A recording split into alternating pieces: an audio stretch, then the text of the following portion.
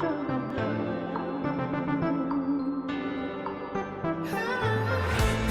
come down 'cause we're turning up. Love the sound, we can't get enough. We're here to shine, we keep showing up. Keep showing up. The volume's high, we keep turning up. Keep turning up.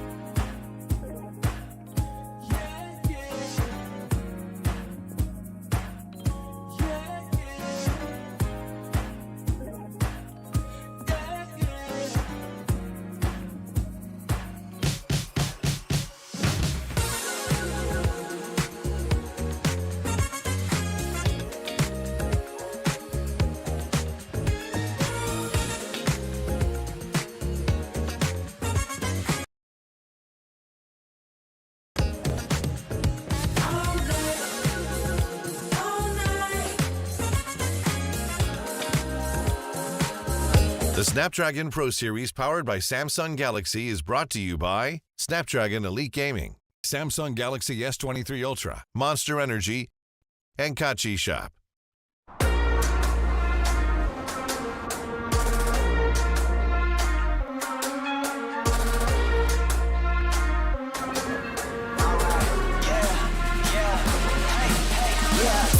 Won't stop going till a player on top know it. Rooftop penthouse suite. If you really want it, gotta own it. Fly through it, we was at the lowest. Blood, sweat, tears, the components. Riding all year, now's the moment. We are not friends, we are opponents. Yeah, I'm coming for mine. Yeah, I'm making a play, the game on the line. Yeah, I've been on the grind. Yeah, I jump in the spot, I made it my time. Yeah, look in the sky. Yeah, the stars align, no shade to shine. Can't stop it already. Emotional work and devotion. We put in this time. Look, you won't stop.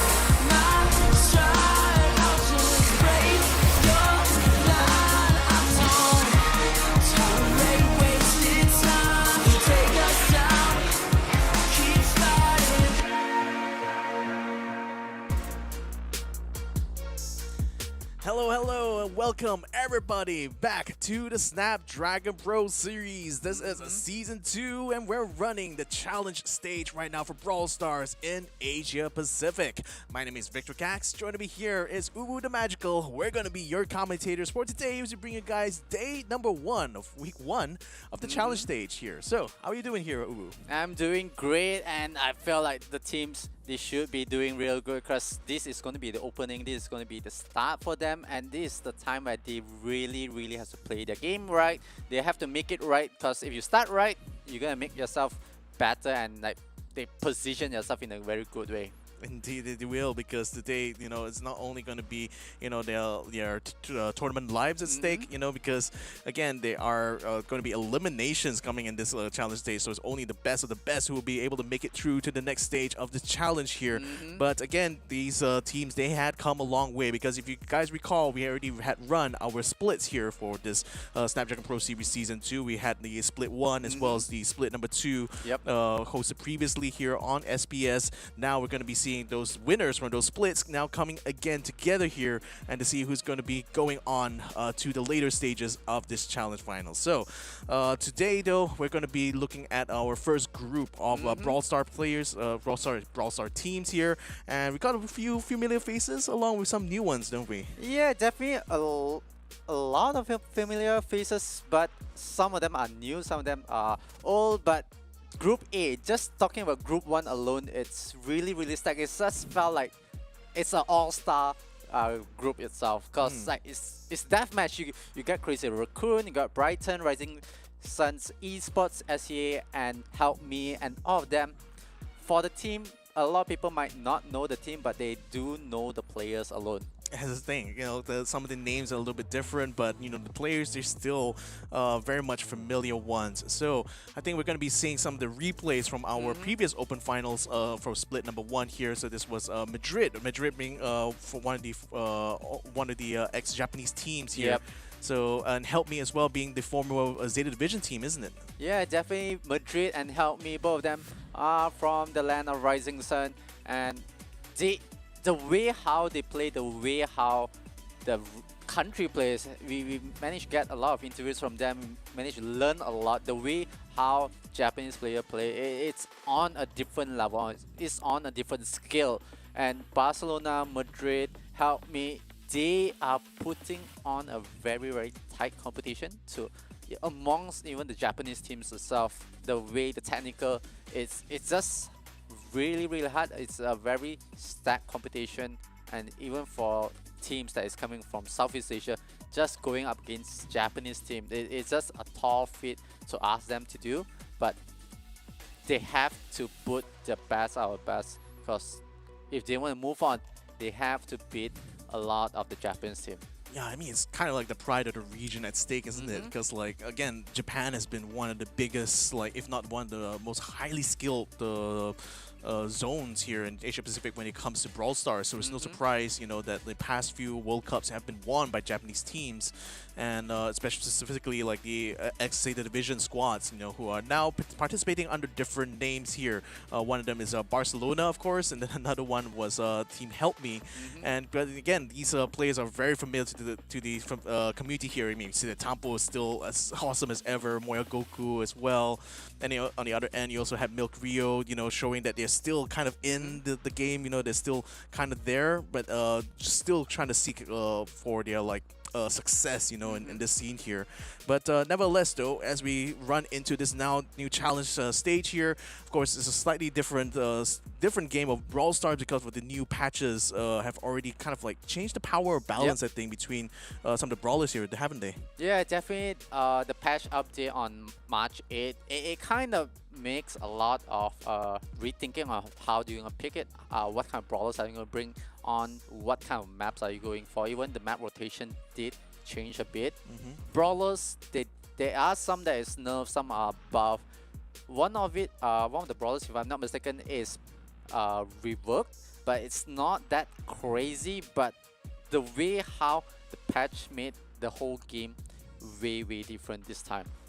Yeah, and I think we're seeing on screen right now, these are highlights from the Split 2 Open Finals there.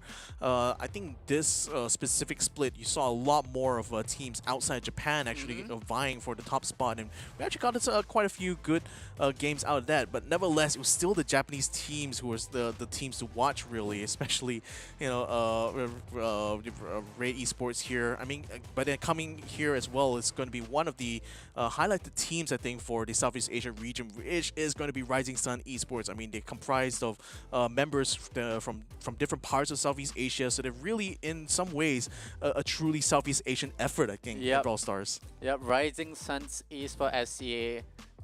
The way the lineup, it brings out pride out of Southeast Asia. It brings out a lot of honor and what the whole team is doing. CZK and the boys, they are putting a lot, especially going up against a Japanese team. I think he did mention in a couple of interviews as well, like way back, that going up against Japanese teams, it's something that challenged him. It's something that he wants to push. It's something that it's an exposure for him to know like how they play, how on what level they are, and can we even match up with them.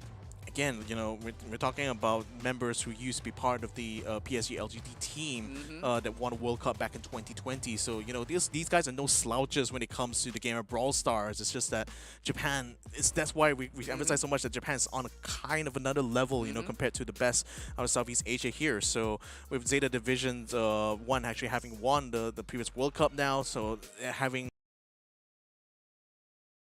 different, they're still seeking to try to repeat that same level of success, and I think they still stand a really good chance of doing that, don't they?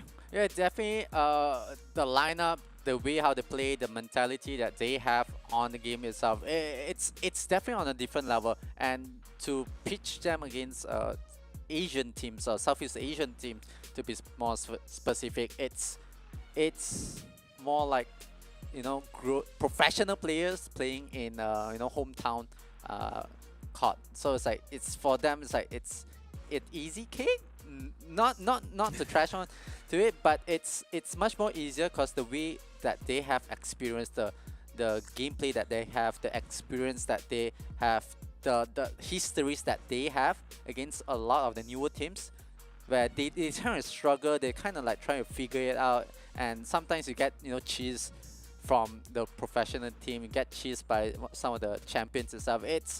It kind of hits hard. It kind of hit mentally, and in the game itself, it hits hard. Yeah, so let's go ahead and show you guys what the format is going to be like for this challenge stage here, because it's going to be a bit different compared to the splits, you know. So okay, like we're going to be starting from the top really here, because we started off this journey here through the open finals for both split 1 as well as split 2.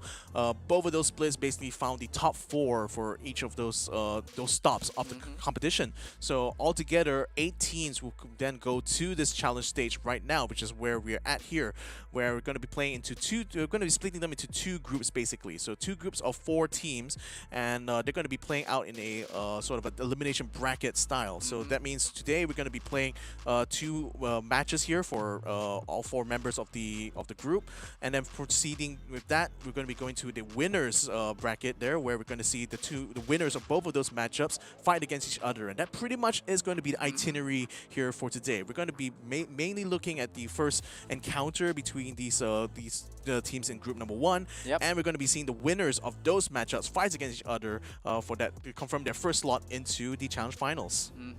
So on challenge finals itself, like 4 teams, double elimination, best of 5, pretty straightforward. They will move on to the Masters, where they will meet up with all other champions for all other regions itself. But let's take a look at the prize pool distribution. First place we will be walking away with 16,000, second place 9,000, third place with 7,000, fourth place with 5,000, fifth and sixth are getting equal 3,000. Meanwhile 7 and 8 will be walking away with 1,000.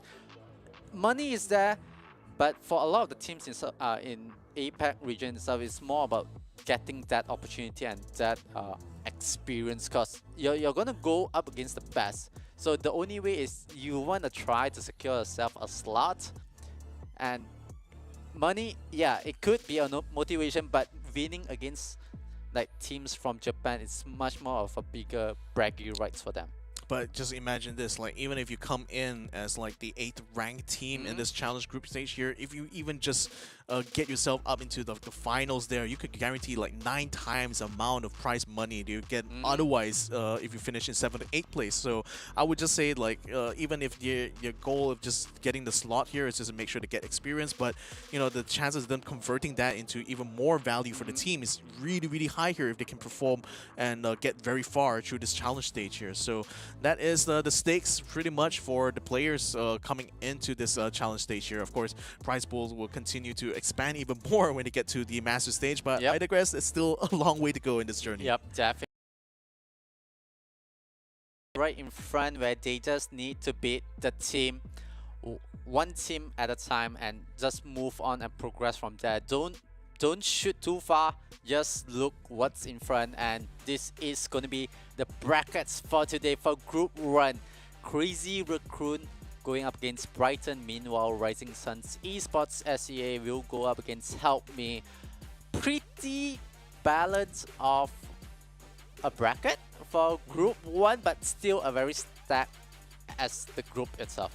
Yeah, I mean, Crazy Raccoon were formerly known as Barcelona, I think. Yeah. So they are, for Barcelona, for those guys know, were the former Zeta Division 0 team, and then now they've rebranded themselves to Crazy Raccoon. So that's one of the enemy squads. The other former Zeta Division squad there is Help Me, and they're going to be up against Rising Suns Esports Southeast Asia. That's going to be the match later on here, and that's one I'm definitely going to want to watch out for, because Rising Sun Esports Southeast Asia, as we mentioned, that has CZK, one of the former members of PSG, LGD playing inside there, and they're certainly going to be giving them like a run for the money for sure in their matchup later. Yeah, Rising Suns Esports with the lineup of CZK and the boys, definitely feel like they could potentially give Help Me a bit of a game, and Help Me definitely need to be helped.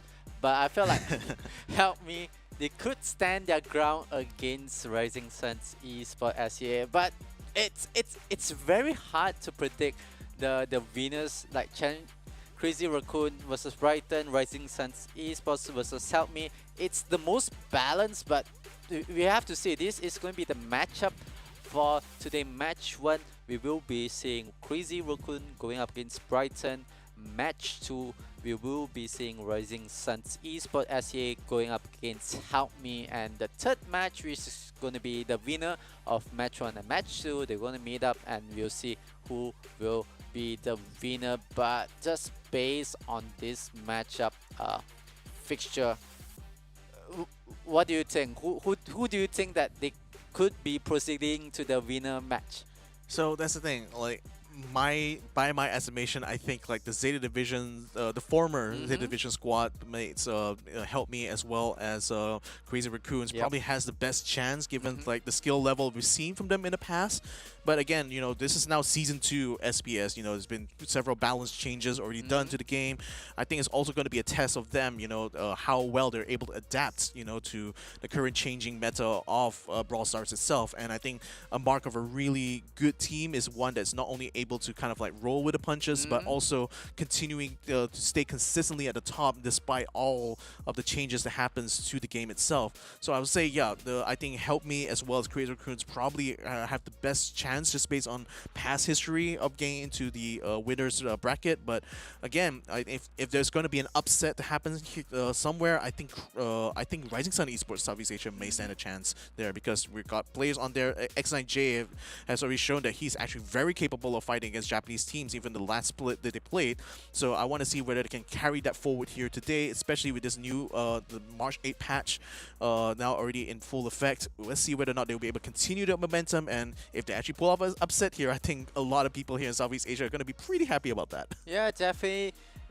A lot of people is going to be happy, but we have to thank our sponsor for bringing all of this together. We like to thank KC Shop, Samsung, Monster Energy, and Snapdragon Elite Gaming. Because without them, this won't happen. And definitely, like this whole tour itself, it brings a lot of teams this new opportunity, and it even brings Rising Sun's esports SEA this opportunity to be the dark horse, the underdog, to make the biggest upset. Yeah, indeed. So that's something I'm definitely keeping an eye on. I mean, I probably could be a bit biased here because, again, the Rising Sun East Southeast Asia are the only kind of like fully Southeast Asian team in this competition right now. So they are kind of holding the hope and dreams for all the Brawl Star players in this region, to be fair. So if anything, like if they are able to get it through, then it's all power to them. But I still feel that just based on what we've known about the Brawl Star scene for now, that Japan is still one of the strongest regions here. It's still going to be a very tall order for them to fight, but as CZK said before, he always looks forward to these kind of challenges. He always looks forward to these opportunities to kind of push himself even further into the limit and see how far they can go. So, one other sponsor we need to shout out as well besides Snapdragon is going to be Samsung Galaxy, because they are featuring their latest product line here, which is going to be S23 Ultra. It's probably going to be one of the best phones you could use, not just for, gaming like with Brawl Stars, but also just on a daily use basis. You want to have the very best of the best, and the S23 Ultra seems to be quite the choice, really. A weapon of choice, I think, for a lot of people out there. Yeah, definitely a weapon of choice, but it will be up to the players' experience, as they're gonna put it all on to bring the win. Today is all about the W, so let's take a look at Crazy Raccoon's roster, the lineup that they will run today against Brighton. It will be really City Tempo, Tensai, Moya, Goku. A lot of people, they kind of know who are they. They have their reputation. The lineup speaks itself, just at how crazy they are this time. Luckily, it's Crazy Raccoon they are running with. They are not, we are not watching Crazy Raccoon going up against Crazy Lagoon. I think Crazy Lagoon has been a very, very old team that we haven't heard. Yeah, I don't even know where they are now. Like the members of what used to be Crazy Lagoon. But it's quite funny that that they chose the name Crazy Raccoons, because I sometimes feel, especially watching players like Setatampo and Mario Goku, that they scurry around the map so much you can swear that that it's being played by a wild animal. But that's the thing, like them as players are very, very, very fast paced, and they're always like on the attacks and always aggressive, kind of like raccoons in real life. So, next, Brighton, their lineup with Manmi, Gunbarim, Marinyu, or Aerotan 21, and MOL or Mole. Aerotan does brings a lot of memories. It brings a lot to the game itself, and brings a lot of unorthodox way of gameplay. But this is the matchup between Crazy Raccoon against Brighton. The stats does speaks a lot. Crazy Raccoon does bring a lot of damage onto the table, more of a turnaround, but Brighton's not that stacked, but I feel like they still have a chance. They still have at least 40%, 45% of win rate, but this is the first map. It will be on double swoosh. Crazy Raccoon has 20% win rate. That's 20% more than Brighton, but still it feels quite stacked. The map itself, the mode itself, it brings a lot of poking. Not sure will the Raccoon be the one on top of the game or the non-Raccoons will win this, but I feel like Crazy Raccoon could close game 1 pretty fast. Yeah, I mean, I love how you refer to Brighton as the non-raccoons here, but this is the. But again, if you guys see on screen there, the win rate. Again, just want to remind you guys that the win rate is based on stream games. Doesn't really count like past history as well as like other games that we may not have seen that they have played for this Snapdragon Pro Series. So as of right now, at least on stream wise, Crazy Raccoon has a lot more success on double swoosh compared to Brighton here. Now let's go ahead and jump into the pick and bans here. You can already see straight out the bat banning out the Sandy, and I believe Sandy had the rather significant buff this patch, hasn't she? Yes, if I'm not mistaken, Sandy did get a buff in the recent patch alone. Damage buff, right? Yeah, if I recall damage correct. buff, if I'm not mistaken, was 100 damage being added from the previous damage, and a bit buff on the skill, the gadget itself, if I'm not mistaken. Because like, because I think one thing with Sandy is that for the most part, most people are using her for like her ability to make all her allies invisible on the map, and I think that's the biggest utility that they use her with. But ever since like ever since kind of like nerfed that, she's kind of fallen a bit out of favor of a lot of teams here. So I'm just really interested to see that like both Crazy Raccoon and Brighton decided to ban out the Sandy here, so that maybe they are estimating her to be a lot of a much bigger threat now with this damage buff here. So we'll see how that plays out in terms of picks. Right now we got the Otis picked up as well as Stu, and we got the Jeanette as well here being picked up by Brighton. So there's still 2 more picks to go here for Crazy Raccoon's side before Brighton will have their last pick. But again, and having the Stu is going to be very useful, especially in a game like Gem Grab, where just the speed is kind of of essence, right? Yep. I think we were talking before the show alone, like talking about Stu, like the viable of bringing Stu into Gem Grab itself. Like you just want to get in and get out, and a lot of mobility. It still brings a lot of mobility on the table.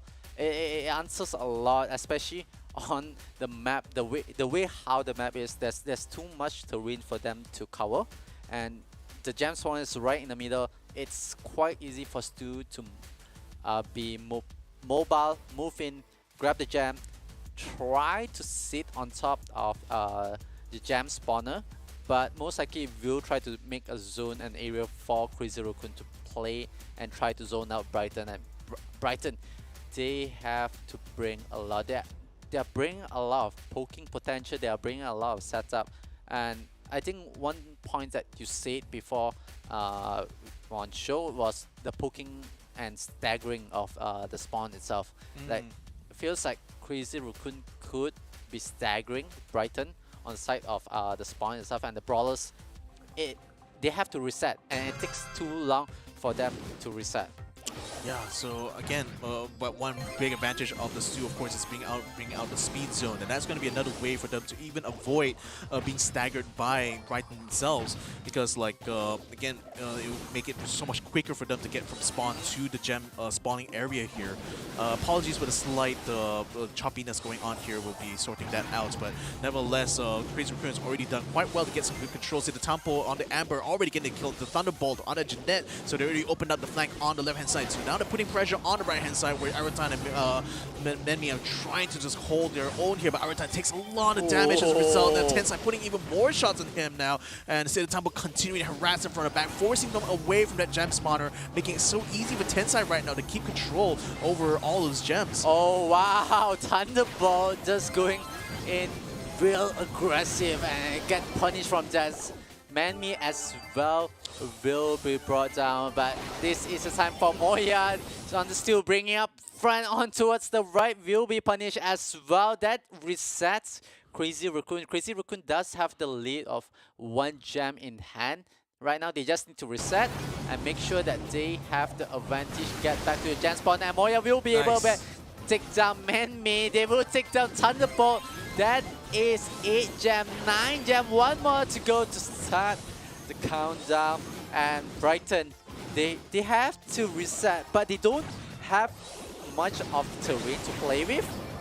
Not much terrain. I think they're also slightly losing out of range there. That's why I say the Tampo is such an important player in this game here right now, because his range is making it so hard for Thunderbolt or even the Spike player to actually get close to them, and that's making it virtually a good control over the left-hand side. Now Jeanette's going to put out a super, trying to put some bombardments in the Tampo, but not able to take it down in time to close out that round. So it's going to be Crazy Raccoon that takes the first set here. Let's see whether or not they can be able to make this a continuous run here, but Brighton so far, don't think they really have a good answer to what Crazy Raccoon has here. Yeah, I do agree with you about Seti Tampo being a big nuisance with the range and stuff and the poke.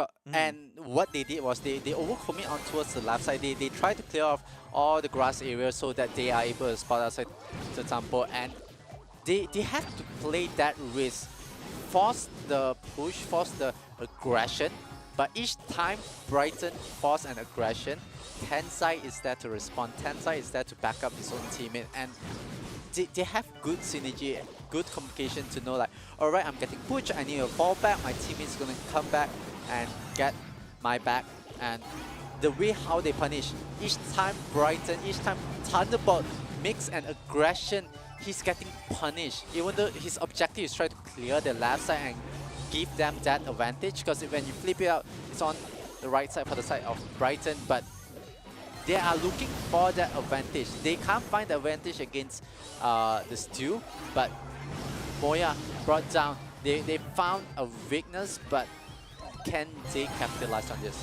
I think also another big thing to bring up here is that the fact that Tensai is playing the Gene here and mainly is in the role of picking up the gems, that makes it even harder for Thunderbolt and Menmi to even approach that gem spawner, because they know that, especially when Gene has his super up, he can easily drag them into the line of fire of both the Tampo and Moya, and this makes it even more toxic really for Brighton to figure out how to break this sort of like defense here. But nevertheless, they already cleared out a lot of grass there on the side. Oh, it's an Arutan almost getting himself close enough, but Tensai follows up the shots and kills him off. Yeah, the backup is that Tampo took that aggression. Maybe he needs the reset, but Moya and Tensai, they know about a pull for Tensai. It is neck to neck, 8 gems on each side, but Tensai will be able to take down Hero Thunderbolt. On the other hand, will be able to take down the Steel, which is Moya. So they will have the advantage of the counter. Brighton will start it up. Can Crazy Raccoon capitalize and equalize it? Well, if they can pick up one more gem here, they might be able to do so, but no! Tensai gets popped! Wait, that's enough! Just to try to go on. Now Moya Goku picks up the gem, gets enough just in time to start the countdown. Unfortunately, Red Team picks up another gem, so now they are starting the countdown side, but then Blue Team picks up a gem as well, so it's just going back and forth right now. This time, Crazy Raccoon is starting the countdown. 10 more seconds here, but Brighton also picks up a gem on the end, stopping the countdown in his tracks. This is a very, very tense moment right now. There's still 15 minutes of playtime left, but it's right now a game about who's going to be able to start the countdown and who's going to be able to finish it off. Yeah, Crazy Raccoon, they do have the chance spawner on top. They will try to back up, but the numbers game, that's it! Crazy Raccoon, what a clutch, especially for Tensai and Moya, where they are able to try to equalize, try to hold that countdown. Brighton, they were on the edge. They had that advantage, but due to the way how Crazy Raccoon reset, it brings back all of them together, and they are able to capitalize that opportunity. There, I think like just Crazy Raccoon very aggressively just holding on control of that gem spawner was really what tipped the balance in their favor, because they knew that as long as they can keep collecting gems, as long as they are able to just at least stay 1 gem ahead of Brighton, that will guarantee the counter coming in. So if anything, Brighton was put under massive pressure towards the end there once they lost their position in the middle. So yeah, if they were able to keep that like sort of tug of war going for a little bit longer, maybe just maybe Brighton would have been able to have control of the gem spawner, and maybe they would be able to force Crazy Raccoon into the corner. But then again, you know, I think hindsight is a bit 2020 here. Brighton unfortunately overextended a little bit. They lost like I think it was like Thunderbolt was the first one to get taken down. Once they lost him, it was all over from that point. Like it just really all the dominoes start falling one after another, and Crazy Raccoon just basically swept them towards the end. Yeah, Crazy Raccoon, the way how they clutch it, the way how they dissect Brighton, it was really clutch from them, like knowing like when to go in, when to stagger, when to respond. It was crazy, and this is to me the highlights of what just happened.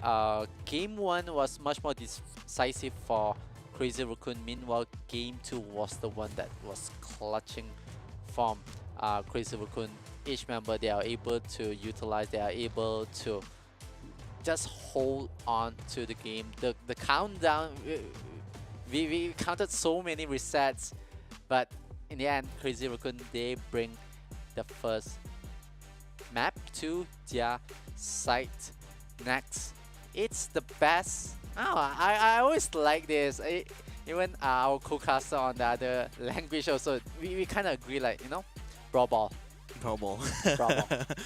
Just Brawl Ball. Like Super Beach, of course, it's a slight variation here where there's a lot more walls and towards the center there, but it's still very much, if you can kind of like clear out the main defensive wall, that's where the spawn point is, as a straight line to the goal there. So this is going to be a game which is going to prioritize a lot on trying to clear those obstacles, and also just on speed here, which I think Crazy Raccoon definitely has a lot of it. That's why they have won like half of the matches that they played on Super Beach here when it came to on stream here, whereas we have yet to see Brighton perform here on stream for us on Super Beach, so it's going to be a bit of a mystery how they will kind of play this out. But knowing the strengths of Crazy Raccoon, knowing what they're capable of, I think this should be another one here that Crazy Raccoon, it's like it's their game to lose, I think, from here.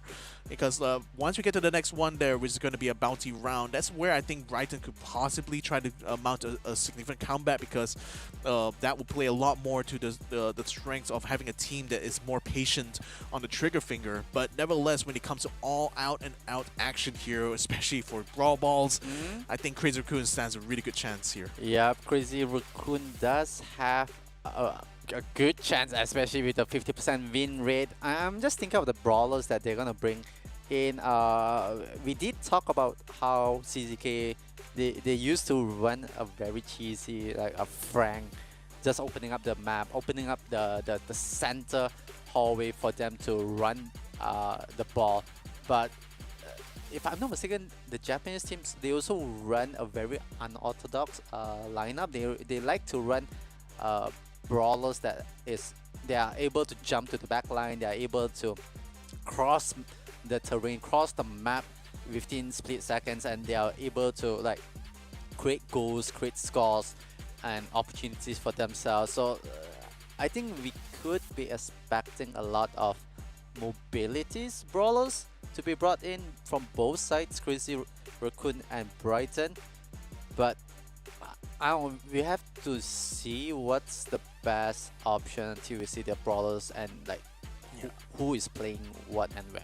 Yeah, again, it's still gonna very much depend on the draft, because again, even if Crazy Raccoon has like the better players when it comes to this game mode, if they're given like the worst possible brawlers to run it, then they still won't be able to do much. So I think it's imperative for Brighton to make sure that the draft goes their way, and that they get to kind of like pick the right kind of brawlers for their own play style.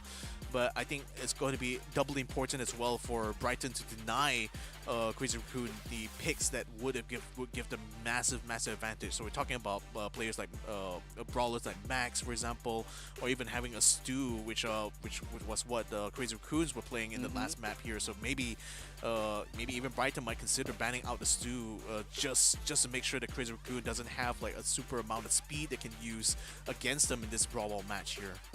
I do agree, banning out the Stu is the best option. What are the brawlers should be banned out?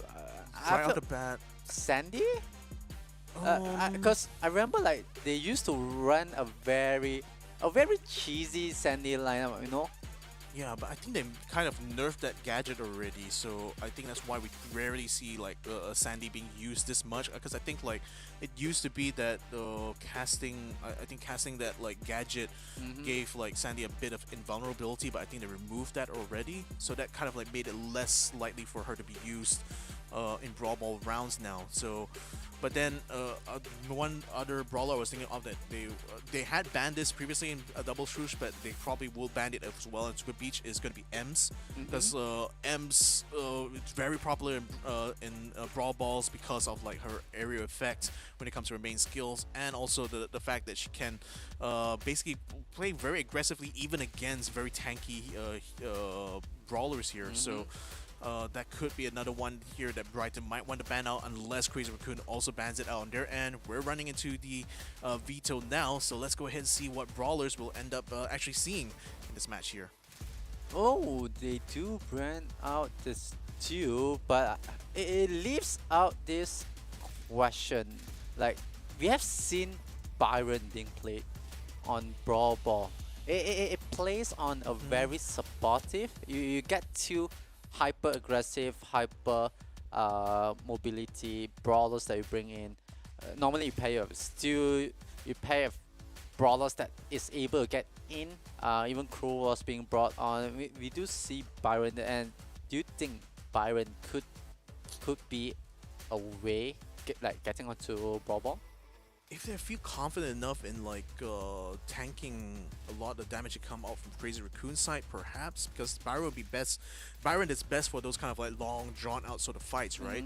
But I don't know whether he'll be suitable in the game mode like Brawl Ball, only because like the problem we're having like a lineup that's more conducive for long drawn out fights is that brawl balls are very fast paced. Oh, wow. You can do very quick plays, and you know you can already see like from Brighton's picks even going for the Rosa as well as the Crow here. Those are two super aggressive brawlers. The ones that can literally punch through any sort of defensive line, pun intended. Crow can jump over obstacles very easily, so you can already see a very aggressive setup that Brighton's going here. Seeing that the Sandy has already been picked up by Crazy Raccoons, they don't want to be dragged down into that sort of like always spot the Sandy first kind of gameplay, and that seems to be where the direction that Crazy Raccoon is headed towards. Now they picked up the Max again. As I mentioned, a very strong pick here for Brawl Ball, and going for the Surge as well. Here it's like again, it's all banking on whether or not the Sandy can do a job. If the Sandy is able to get her her Sandstorm gadget up very quickly and make sure that the whole that they are just invisible on the map, they could make it very hard for Brighton to defend against that. So Brighton, conversely, I think what they could do here is that if they can neutralize the Sandy somewhat, that will allow them basically to counterattack very quickly and just punish, you know, Crazy Raccoon every time they go for the Sandy strat. Wow.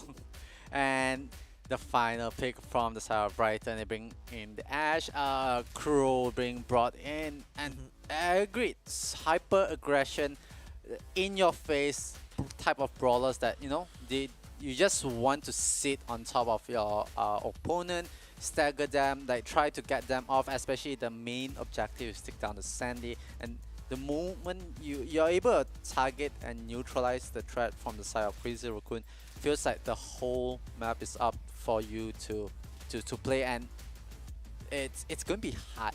It feels like Crazy Raccoon, they really have to defend Sandy at all costs. Yeah, so here we go. Going first round of Brawl Ball here. Aeroton is keeping his eye on the prize here, but Tensai is going to be moving forward as soon as Siddhartambo got the elimination on the Rosa, so it's already a major defender. It's already taken out. Aeroton gets picked off. Tensai is very low though. He unfortunately has to pass the ball, but Siddhartambo who does get the score just in time as Thunderbolt comes out.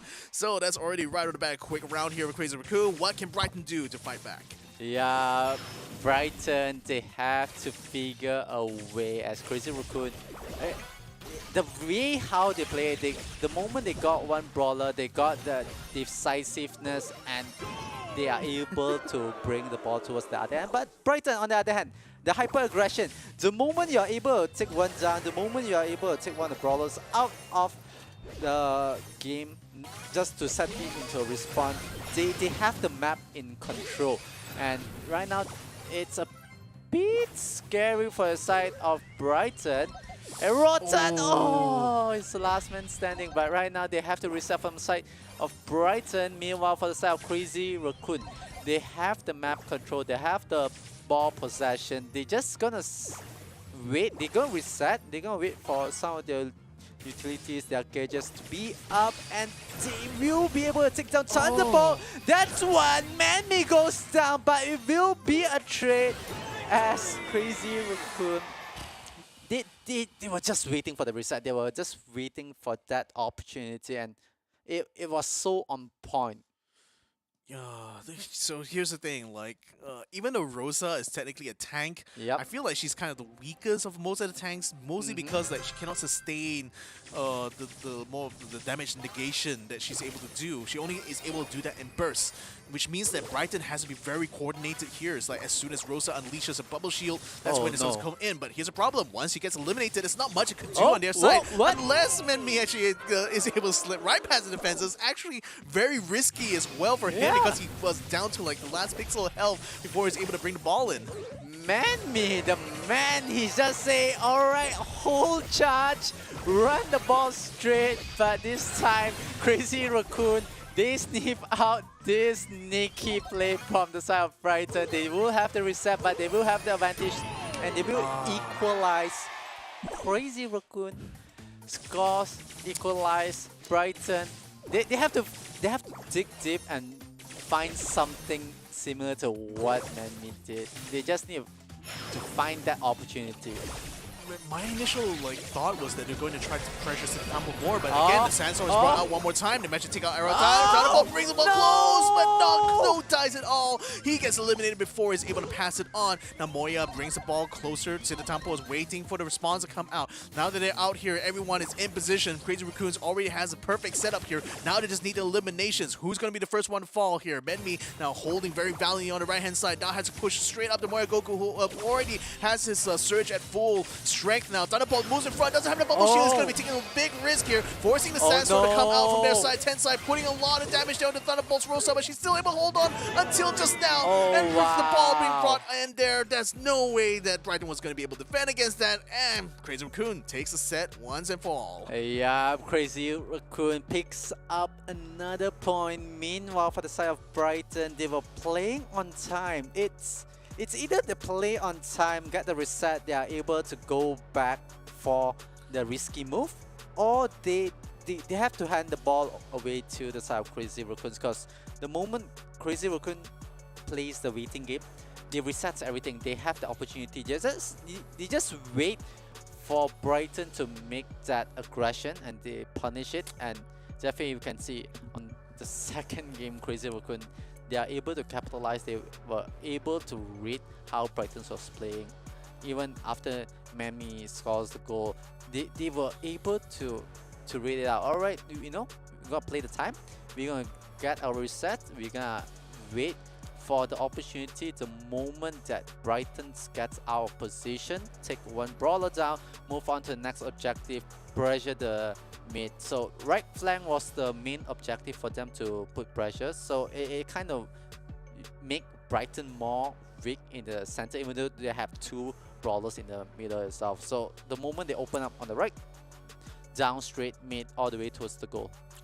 So what I was thinking about was that I was thinking that Brighton was probably going to try to pressure Sintampo a lot more on that Sandy.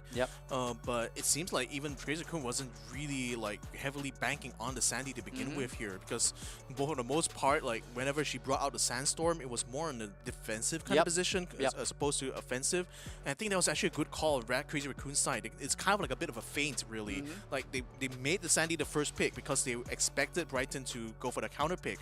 But once they realized that they went with the Rosa here, I think that already opened up a huge weakness on Brighton's side, where even at Rosa, when she gets at her full strength with a bubble shield, it doesn't last long enough. They run out of gas very quickly if they're not able to capitalize on Rosa's like one very tiny narrow window of opportunity. So if they don't actually get the eliminations done within that that time frame for the Rosa, they basically are at a massive disadvantage for the rest of the fight. And I think Crazy Raccoon knew that, so that's why they took these fights very kind of like this kind of kept Brighton at an arm's length, really wait for them to kind of like gas out and then only go for the eliminations. And that back-to-back was how they were able to open up so many opportunities. And Siddhartampo, you know, even though he wasn't really like meant to be that frontliner, but really played that role of bait really for Brighton.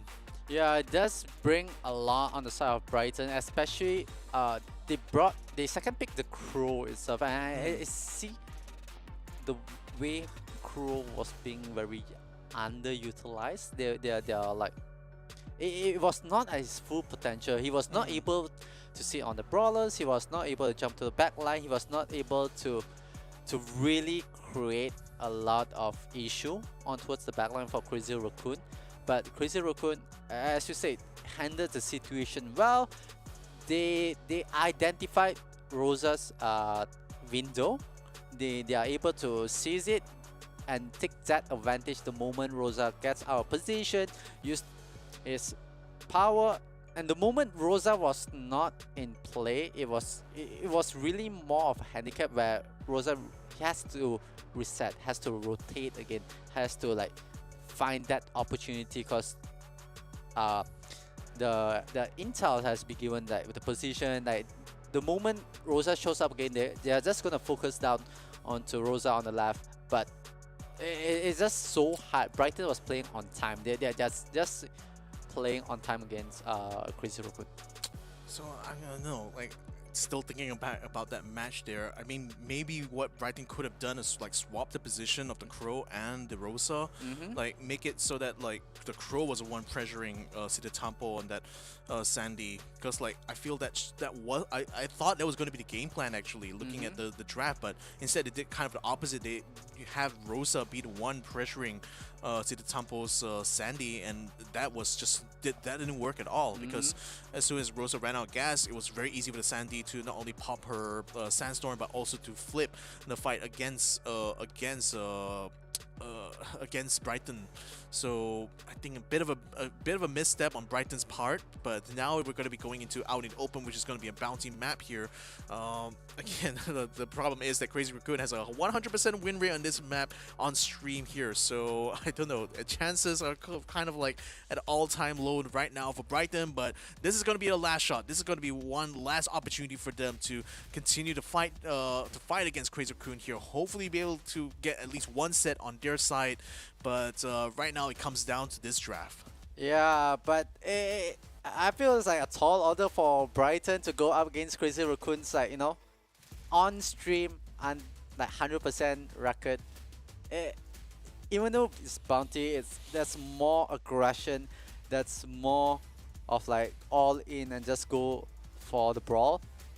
Brighton, they really have to win this to stay in this. They really need to find that opening. They need to open up the lineup of Crazy Raccoon, and the first pick they brought in the Byron. Oh boy, so I think you did mention off stream earlier that Byron did have a significant buff on his side. Yep, So- the reload speed.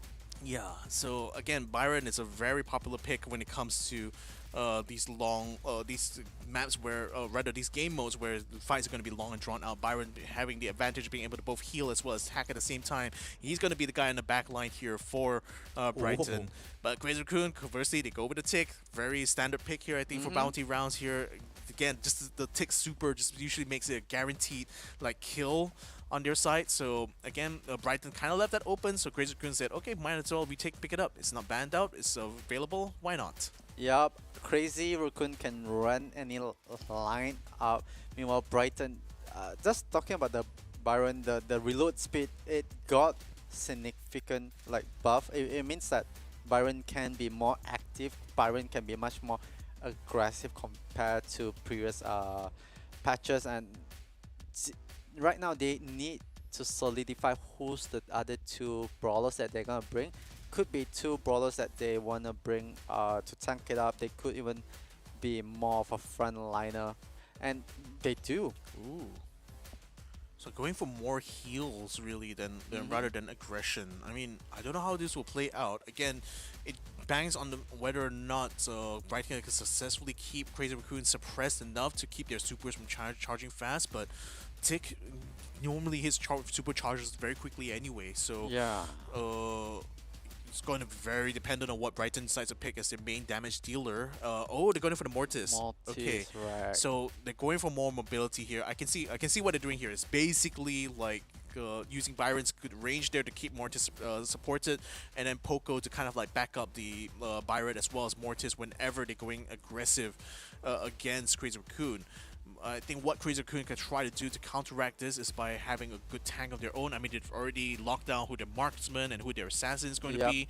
So if they have a decent tank that can handle the Mortis here, then perhaps that will be good enough. But if they go for something a little bit less tanky, okay, so they're going to be going for the no, sorry, it's not Meg. What's her name again? Oh, just looking from the line up for Fang. Brighton, not that particular. Like, I don't really like it compared to what Crazy Raccoon brings on the table. Like, they will try to sustain, but where's the damage output? Like, how are you gonna focus your gameplay for the side of Brighton? Like, you're just pure sustaining, but you have to bear in mind that you need the kills, you need to like strategize to go in. But nonetheless, we have to see what do they do. Crazy Raccoon, they're just gonna stick 3 brawlers together.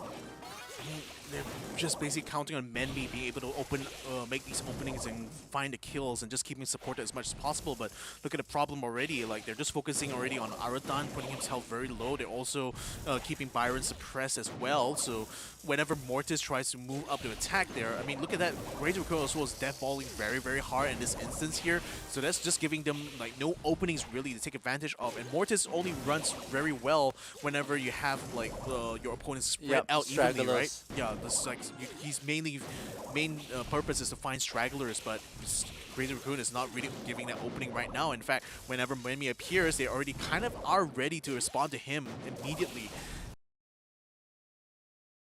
Just in the double, jumping straight in. They got to a double elimination straight off the bat. Byron is the last one standing, but not for long though. Thunderbolt falls to the Hesitant side. God. Oh boy, this is not looking good on Brighton's side, I think. Yeah, definitely. That's a surprise. That's gonna force a response from the side of Brighton. They are gonna play more aggressive. They're gonna play more right in front. Because I got caught surprised, like from Saya Sampo, that push itself, that one moment able to eliminate 2 brawlers at the same time, and it kind of stunned Brighton in their plan. And this time they are gonna play much more aggressive. Brighton, they have to play more aggressive. They have to zone out the brawlers. They have to create that separation, because you can see how Crazy Raccoon, they are sticking together. They are holding the line. And Zeta Tampo once again flashing. He's just a very flashy player, you know. Just jump in, go in for the kill, and you know that ends it.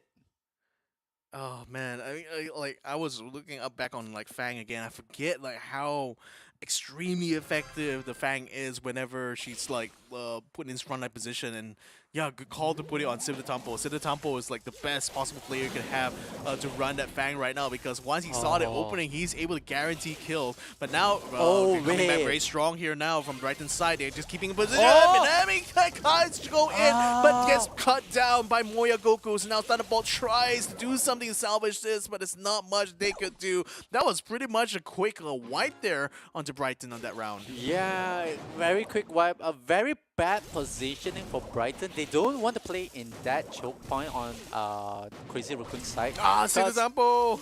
the moment that you have a brawler that is out of position, the Byron can't support you. The Byron is unable to be there to give you the sustainability, the heals itself, and it just gives away to Crazy Raccoon. See, throughout the whole match, the way how they play from the side of Crazy Raccoon, they were not that aggressive until the point where Said Sampo says that, alright, let's go in for the kill, let's close it down. But the moment when Brighton was to respond, they try to go for the aggressive, they play with the Mortis being really upfront. Byron was not there to give the sustainability, was not able to heal him, and it just dissect Brighton's very fast. Yeah, that's just it was honestly kind of like a really bad plan, I think, on Brighton's part from the get-go here, because it really relies on like Menmi being super cracked on that Mortis here. But again, once Crazy Raccoon already had the Fang on hand, Fang is way superior compared to Mortis, because she gets her resets from getting kills, so she can snowball way more effectively than the Mortis could ever could in this round here. So that's pretty much like a too easy a round here, I think, for Crazy Raccoon, because as long as they were deathballing like that, as long as they allowed Fang to just charge up a super, they knew they already had the win condition. They knew that like Brighton was already on the back foot of even starting this round here. So yeah, it was crazy. Like Siddhartha was just going hog wild in this round here, and I don't think I've ever seen like such a quick kind of like dissection of Brighton in this matchup until this point here. Yeah, I don't, just thinking of this whole situation on how they could have played better, how they can like analyze what they could do.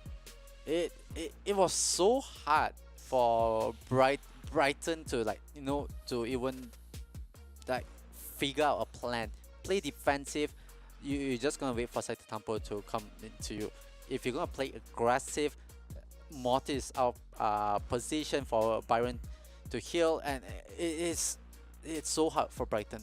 Yeah, indeed it was, you know, because like you also consider that they also had the Bell on their side. So even if you are like, if you're going for a Mortis and a tank build, for example, like they could try to close the distance, sure, but then like the whole time when they're in that poking phase, Crazy Raccoon is always going to have the advantage either way. So again, I would just still chalk this down to like a really poor drafting choice here that Brighton kind of made at this last round here. But I think they were also kind of desperate at that point, because they already lost back-to-back rounds against Crazy Raccoon here. They thought that at least by trying this strategy here, where they were just trying to bank on Menmi running a strong Mortis here, being supported by both the Byron and Poco, unfortunately they were just broken apart way too early in that first encounter already, and I think things fell apart too quickly for Brighton.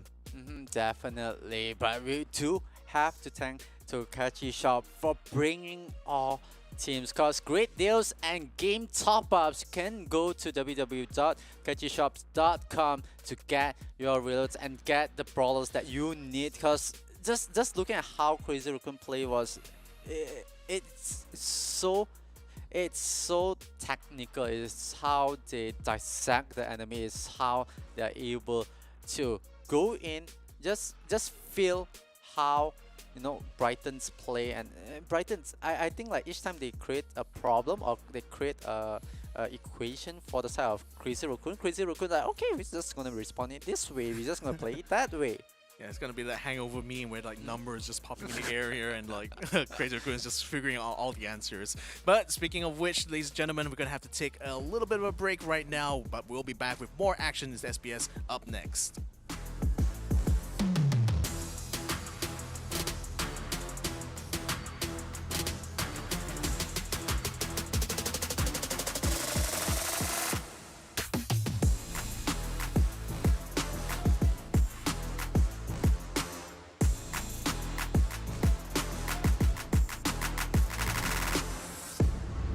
The Snapdragon Pro Series powered by Samsung Galaxy is brought to you by Snapdragon Elite Gaming, Samsung Galaxy S23 Ultra, Monster Energy, and Kachi Shop.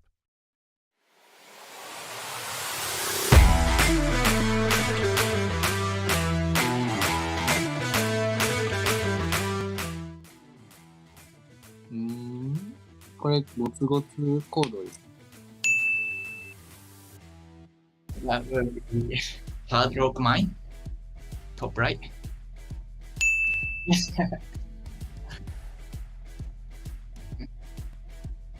is Hard Rock Mine.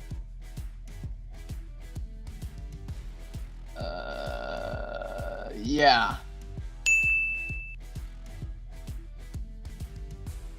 Oh, Haro Mine. Right? Yeah. Alright. Okay. これは、ベルの祝い。Bells Rock. Nice. This is Bells Rock. Oh. Knockout. Is it Bells Rock? Yeah, okay. これ静かな広場。Sneaky Fields. No, this is Sneaky Fields. Oh, Sneaky Fields.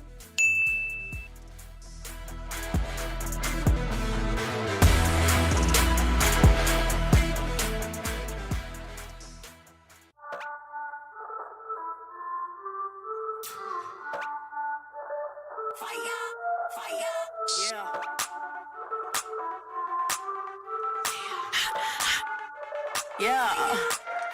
We be hot, mama got game, check my team, we like the flame, we be bougie, y'all sound the same, we be, mama got game, we be hot, mama got game, check my team, we like the flame, we be bougie.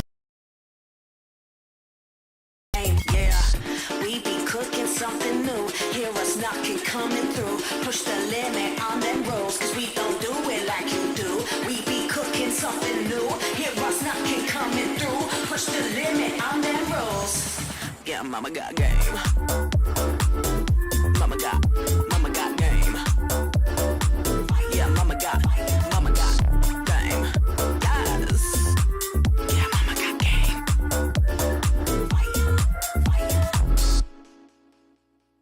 Rockin' be rockin' the game. Hear them screaming, they screaming my name. We be up on the fame. We be all of the power, we reign. Rockin' be rockin' the game. Hear them screaming, they screaming my name. We be up on the fame. We be all of the power, we reign. We be cooking something new. Hear us knocking, coming through. Push the limit on them rolls, cause they don't do it like we do. We be cooking something new. Hear us knocking, coming through. Push the limit on them rolls. Yeah, mama got game. Mama got game. Yeah, mama got game. Yes. Yeah, mama got game. And welcome back, ladies and gentlemen, to the Snapdragon Pro Series. This is Season 2 of Brawl Stars, where we're running the first day of the Challenge Finals and, the Challenge stage, I should say. We're not quite at the finals yet. We're still kind of on that way. We've just witnessed that match between Crazy Raccoons as well as Brighton. Crazy Raccoons pretty much swept the whole series 3-0. So that's 3 maps they've kind of won back to back. And they seem to be on a roll now, haven't they? Yeah, definitely on a roll. A good start, a clean start, especially it just holds on to their statistic. And just thinking on how the map rotation and mode rotation was, we started on Gem Grab, then we went to Brawl Ball, then Bounty. The way how it's been segmented, it's being put on. It feels like high octane. Then the next one is much more of breather, because Brawl Ball, you can put a lot of effort, you can put a lot of strategy in it, but you might want to like save some of the strategies, save some of the brawlers for the later stage, because you could pull up maybe a cheese or a one trick pony itself. Yeah, so in any case, ladies and gentlemen, we'd like to thank one of our sponsors for this competition here, which is going to be Monster Energy. Unleash the Beast together with them. They've been powering our competition ever since Season 1. We thank them yet again for joining us in this journey for Season 2, so check them out over at www.monsterenergy.com/gaming. So now that we're already kind of done with that matchup there, I mean, have you any other kind of like final thoughts about like the way things turned out here? Because honestly, a little bit disappointed at how things turned out for Brighton here. Yeah, I just felt like the way how they plan it, they kind of look at it at I can't say like no quite one dimension. It just felt like they have a plan, but what if the plan fails? Cause the moment that you pick the brawler, you are kind of locked in with that. You kind of have to like run with that strategy. Like previously, like you see a lot of teams where they pick that set of brawlers. Plan A fails, they still have plan B of another way of playing it. Like if you play a very hyper aggressive lineup of brawlers and like you go all in, it doesn't work out. What's next? What's your next gameplay? What's your next strategy? Cause like you can't change your brawler like during the game itself. You have to bring something. So like the brawler picks from the side of Brighton, I wouldn't say it's quite one-dimensional or like quite straightforward like on a short skill, but I felt like they had only one plan. Like pick these kind of brawlers, go in and see what happens. Cause like if it doesn't happen, then they just go like you can see like even on Bounty itself, they went in, they wanted the hyper aggressive, and they just got zoned out. They just got Crazy Raccoon was holding up, they were grouping up together and they're just running that ball together. And meanwhile for the side of Brighton, they can't have that they don't find that straggler. So what they did was the next one, they went in super aggressive. Mortis was very aggressive into it, and it didn't really solve the whole problem. Yeah, so I agree. Like, I feel like by the time Brighton, they were expecting to find the answer within the first round, but once they couldn't, it just basically fell apart. Yeah. And they couldn't like recover from that. Nevertheless, ladies and gentlemen, we're going to be having an interview right now with the winners of that last match. There is going to be Crazy Coon. We're going to have Tensai on the line right now with us here. So let's go ahead and have a look and see. As Tensai, how are you doing, my man? Here, we're going to have a very simple question to ask for you first. Why the name Crazy Raccoons here for your team? はい、なぜ、チームメンバーはクレイジーラクーンというチーム名を作りましたでしょうか。いや、まあ、なんですかね、まあ、なぜって言われても、まあ、巡り合わせですかね。なんか、はい。はい、ありがとうございます。So for the name, actually, we didn't think too much about it, but probably just for luck. Just for luck. Very lucky raccoon then. Yeah, definitely very lucky raccoon. I think another questions that we have is quite straightforward. It's like, what other teams that you guys are looking up for the matchup? Like, what team do you guys want to go up against in the tournament? はい、次の質問なんですが、これからのラインナップでどのようなチームとなんか戦いたいでしょうか。次、当たるチームですか？そうですね、はい。まあ、どっちが来ても楽しみですけど、まあ、あんまり、公式大会で同じ地域じゃないんで、ライジングサンのサウスイーストアジアと戦いたいです。はい。ありがとうございます。So for us, actually, we don't mind fighting with any teams, but if we would have to choose one, we would want to fight with the Rising Sun esports. Interesting, Wow. interesting. So already putting their sights on that run then. So nevertheless, I think we have one last question to ask you guys here. So now that you guys have reformed as Crazy Raccoons here, what are going to be sort of like your goals for this year? I mean, what kind of like competitions, what are things you're looking for in the future for you guys as a lineup here? Are you guys going to be aiming to win the worlds again for Brawl Stars, or are you guys having a lot more of like short-term goals right now? So basically, like, what are you guys aiming for to achieve for this year as Crazy Raccoons? はい、最後の質問です。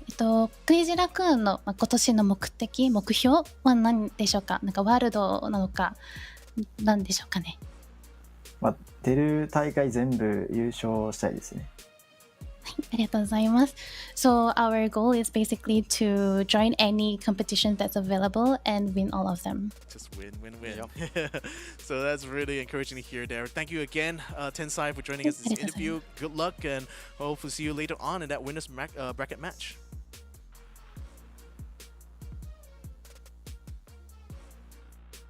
All right, man of a few words, it will look like, but definitely still having a lot of confidence, which I think is quite well warranted, given that this is one of the strongest teams I think in Brawl Stars when it comes to this region, isn't it? Yeah, definitely one the strongest team. They have very unique players, very strong players as individual itself. Like if you can mix and match, you still can make an all-star team out of it.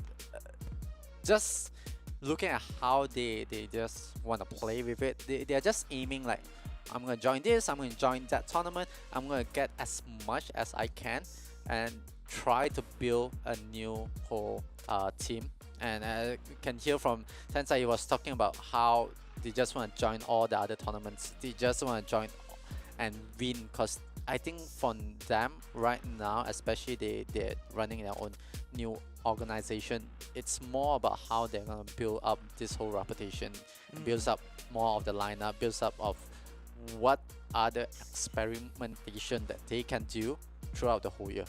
Again, yeah, we're talking about players who no doubt will be very well known within the Brawl Stars competitive community, but as far as like the mainstream goes, like they're effectively a whole new organization, a whole new team that doesn't really have a lot of history, you know. So again, individual players aside, you know, it's up to them now to see how far they can go.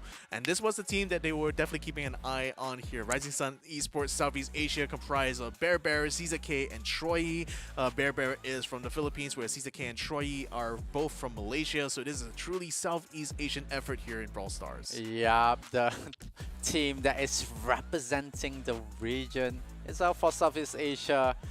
Really, we have to see what Bear Bear, CZK and Trui had on the table, because they are going up against the team that they are facing. It's Help Me. The name might sound, you know, innocent, but the lineup it's scary. I'm scared of that lineup. That's a lineup that kind of swept the last ESL Mobile Open. That was before the Snapdragon Pro Series. The first time we kind of did like a regional Brawl Stars competition here, they were the lineup that swept things here. Whereas for Rising Sun Esports here, though, CZK is obviously trying to carry the torch really for what was his former squad, which was the World Cup winning squad in 2020. So this is the team that we're alluding to. They were formerly known as Division 1. Now they're known as Help Me here. Probably still looking for an orc really to carry them forward, but these are no slouch of players here. I mean, Achapi, Kenji, and Kuru, they are real powerhouses when it comes to Brawl Stars. Yeah, definitely powerhouse. I feel like they are not looking for an orc, the orc are looking for them. You know, it feels like the other way around. Like an organization, they should pick them up, because just the way that they play, the way how they understand the gameplay is just on a different level.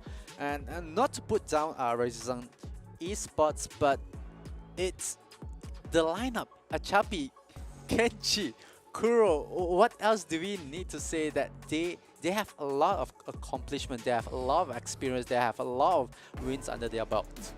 Yeah, I mean, you look at even the stat-wise between them and Rising Sun, not a lot of differentiation. I mean, perhaps there's a few decimal points here and there, but for the most part, these two are very evenly matched here. This is why I felt like this was going to be the most highlighted match for today itself, because not only is like the threat of Rising Sun Esports Southeast Asia very well recognized even amongst Crazy Raccoons here, but at the same time, you know, they're not just like the skills, but even the clout as well. You know, to fight against a team as strong as the former Help Me here. So this is gonna be a very interesting match here. I mean, again, I'm expecting that this probably will go more than just the 3 games. Yeah. But if it does end up being the 3 games, I mean, like, well, what a kind of like a story that would be actually. Yeah. who do you predict that could win? Like, if it has to go for three wins, like, who do you think like has the higher percentage or the potential to win win sweep? Bit of a toughie because like on the one hand I want to kind of give it to Rising Sun, but we've only seen them perform in like a handful of tournaments so far, so it's not really enough to kind of like gauge them as a whole. Whereas like Help Me, they've been together like a lot longer compared to this lineup of Rising Sun. So I feel that in that sense, I would say Help Me has the bigger chance because, you know, a lot of like what I feel what a lot of the strong teams have in Brawl Stars is synergy. You know, the ability to cooperate with each other, the communication they have with one another, and that's the kind of stuff that builds up over years of play. You know, over like the more time you spend together. So I think the compositions, the lineups that tend to stick together a lot more, tend to have better communication. But at the same time, when you talk about skill level, I think both of them are very evenly matched. I think they're very capable of taking each other out. So if my only kind of determination for why I think Help Me would have a better chance is just because the lineup has been around longer. Yeah, I do kind of agree with you on that. Help Me, better chance, better percentage, and also the win rate on stream against Rising. It's 0% for the side of Rising Sun's esports SEA. Meanwhile, Help Me, they have 43%. It is on Gem Grab, double swoosh. I think it's more up towards the brawler right now. If you were to talk about player skills, players ceiling itself, I feel like Rising Sun's esports, they are kind of close to Help Me, because like I think they are good and fair to hold their ground, but the brawlers, the mind games, like picking what kind of brawlers to go up, what kind of brawlers you want to bring on board. Just hope that they don't repeat a mistake that Brighton did, where it's quite of a single plan. They don't have a backup plan for it. Definitely hope that Rising Sun's esports will bring for them if one fails. Yeah, so obvious kind of like bans out of the way there. It's going to be on the Jeanette and the Poco here. Interestingly, like Rising Sun has decided to take the Jean out, while Help Me is taking the Squeak out. I mean, it's no surprise as well, on actually thinking about it, why the Poco has been like a constant ban on this map here, because the grass makes it so that the Poco can get very up close and personal, and like, you know, him being like a kind of like a shotgunner a la Shelly, like you don't want to be anywhere close to that Poco if you can kind of help it. So Help Me is going to be getting that first pick on the Crow here. So yeah, I'm not sure, is it too early to reveal the Crow? You could pick up the Stew if you want to. Have seen Crazy Raccoons and Brighton picking up the Crow. I just felt like there's something up Help Me sleeve, like, you know, there's something like they are hiding it, you know. They are playing the innocent card. They are playing like, oh no, I'm gonna pick up a Crow, you know. I'm gonna look at what's your response from the side of Rising Sun's esports, and then I'm gonna bring two brawlers, which I feel like it's able to maintain and keep that pressure onto the side of Rising Sun's esports. Like, Help Me, I feel like I smell a trap here, you know. I smell something very, very fishy. I just feel like they are just baiting Rising Sun's esports on picking the type of brawlers that they want. if anything, like picking up a Crow here means that they are going to be focused on jumping to the back line whenever possible, and that's going to put a lot more stress onto like Rising Sun's potential like support pick. But then again, they decided to go with the Penny and the Otis here, and both of these will most likely just kind of like play the longer game, really. Just they haven't really revealed like who's going to be the frontliner here, but Help Me has certainly revealed that card now that they picked the Max for this round here. So they just need to pick one more brawler here to pair against these two. So they already have one for the back line, one for the front line, and you're going to be using the Sandy for support here.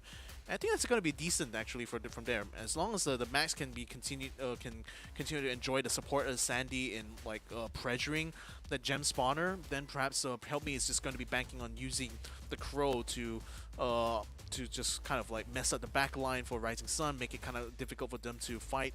Rather kind of like stagger the spawns. Even it could try to do that. But Rising Sun is going to be using the Bonnie. She's going to be on the front line for sure, and she can definitely tank some of a lot of damage. I'm not sure how much support can the Otis really provide, but they're really going for more aggressive, a more aggressive kind of like, not to say aggressive really, but like more attack heavy on Rising Sun esports side, whereas like Help Me, they're a bit more balanced in that they have one frontliner, they have a supporter in the form of Sandy to make sure that Max can do his job, and you have the Crow to kind of like flank and be able to hold that line. Or are they going to be running the Crow instead into the middle here, because it looks like Troy is going to be sorry, saw the wrong one. Help Me is the one on top. Yep. I just felt like this matchup, the brawler that they picked, it feels like more of an individual matchup. The brawlers versus brawlers, like the left flank versus the left flank, the right flank versus the right flank, and the center versus the center. Ooh, this is quite a bad start from the side of Help Me. They definitely need help to get back on the lead. They do have the gem spawner in their side, but you can see it right now. Kenji actually moved towards the right side, then you put the Crows on the left side. So they did swap slightly a bit. Kuro was able to make up in front, but so close, but it will be enough and sufficient to take down Troy. But Rising Suns Esports, but the whole time the Penny has been able to pick up gem after gem, so I think from Rising Sun's side, they're actually doing quite well. Even though like the opening didn't quite go as planned, Troy still did quite a good job there, giving enough space now for the Penny. But now the Sandstorm is going to be brought up. Troy is going to try to jump in front here, but unfortunately loses life in the process. Bear now is going to get pressured upon here by Kuru. They almost take him down. Take him down. They took Caesar K as well. Troy just picks up a gem just in the nick of time now, but she's going to be the world hurt, because right now Help Me has already taken control of the gem spawn. Another Sandstorm brought up again. How can Rising Sun try to break through this? Oh wow, Rising Suns Esports got surprised by that. Help Me, they are able to capitalize and right now equalize the gem itself. CCK will try to put on the pressure. Kuro will be able to take down the Bear, but will be able to jump out of position and get into safety as they start the countdown. Mira Troy is sitting quite low. Bear respawn, come back and get sent back. Troy try to go for the aggression, but 5 seconds left on the clock.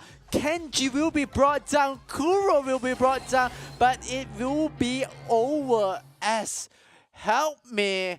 They don't need the help, but they definitely help themselves by taking the lead.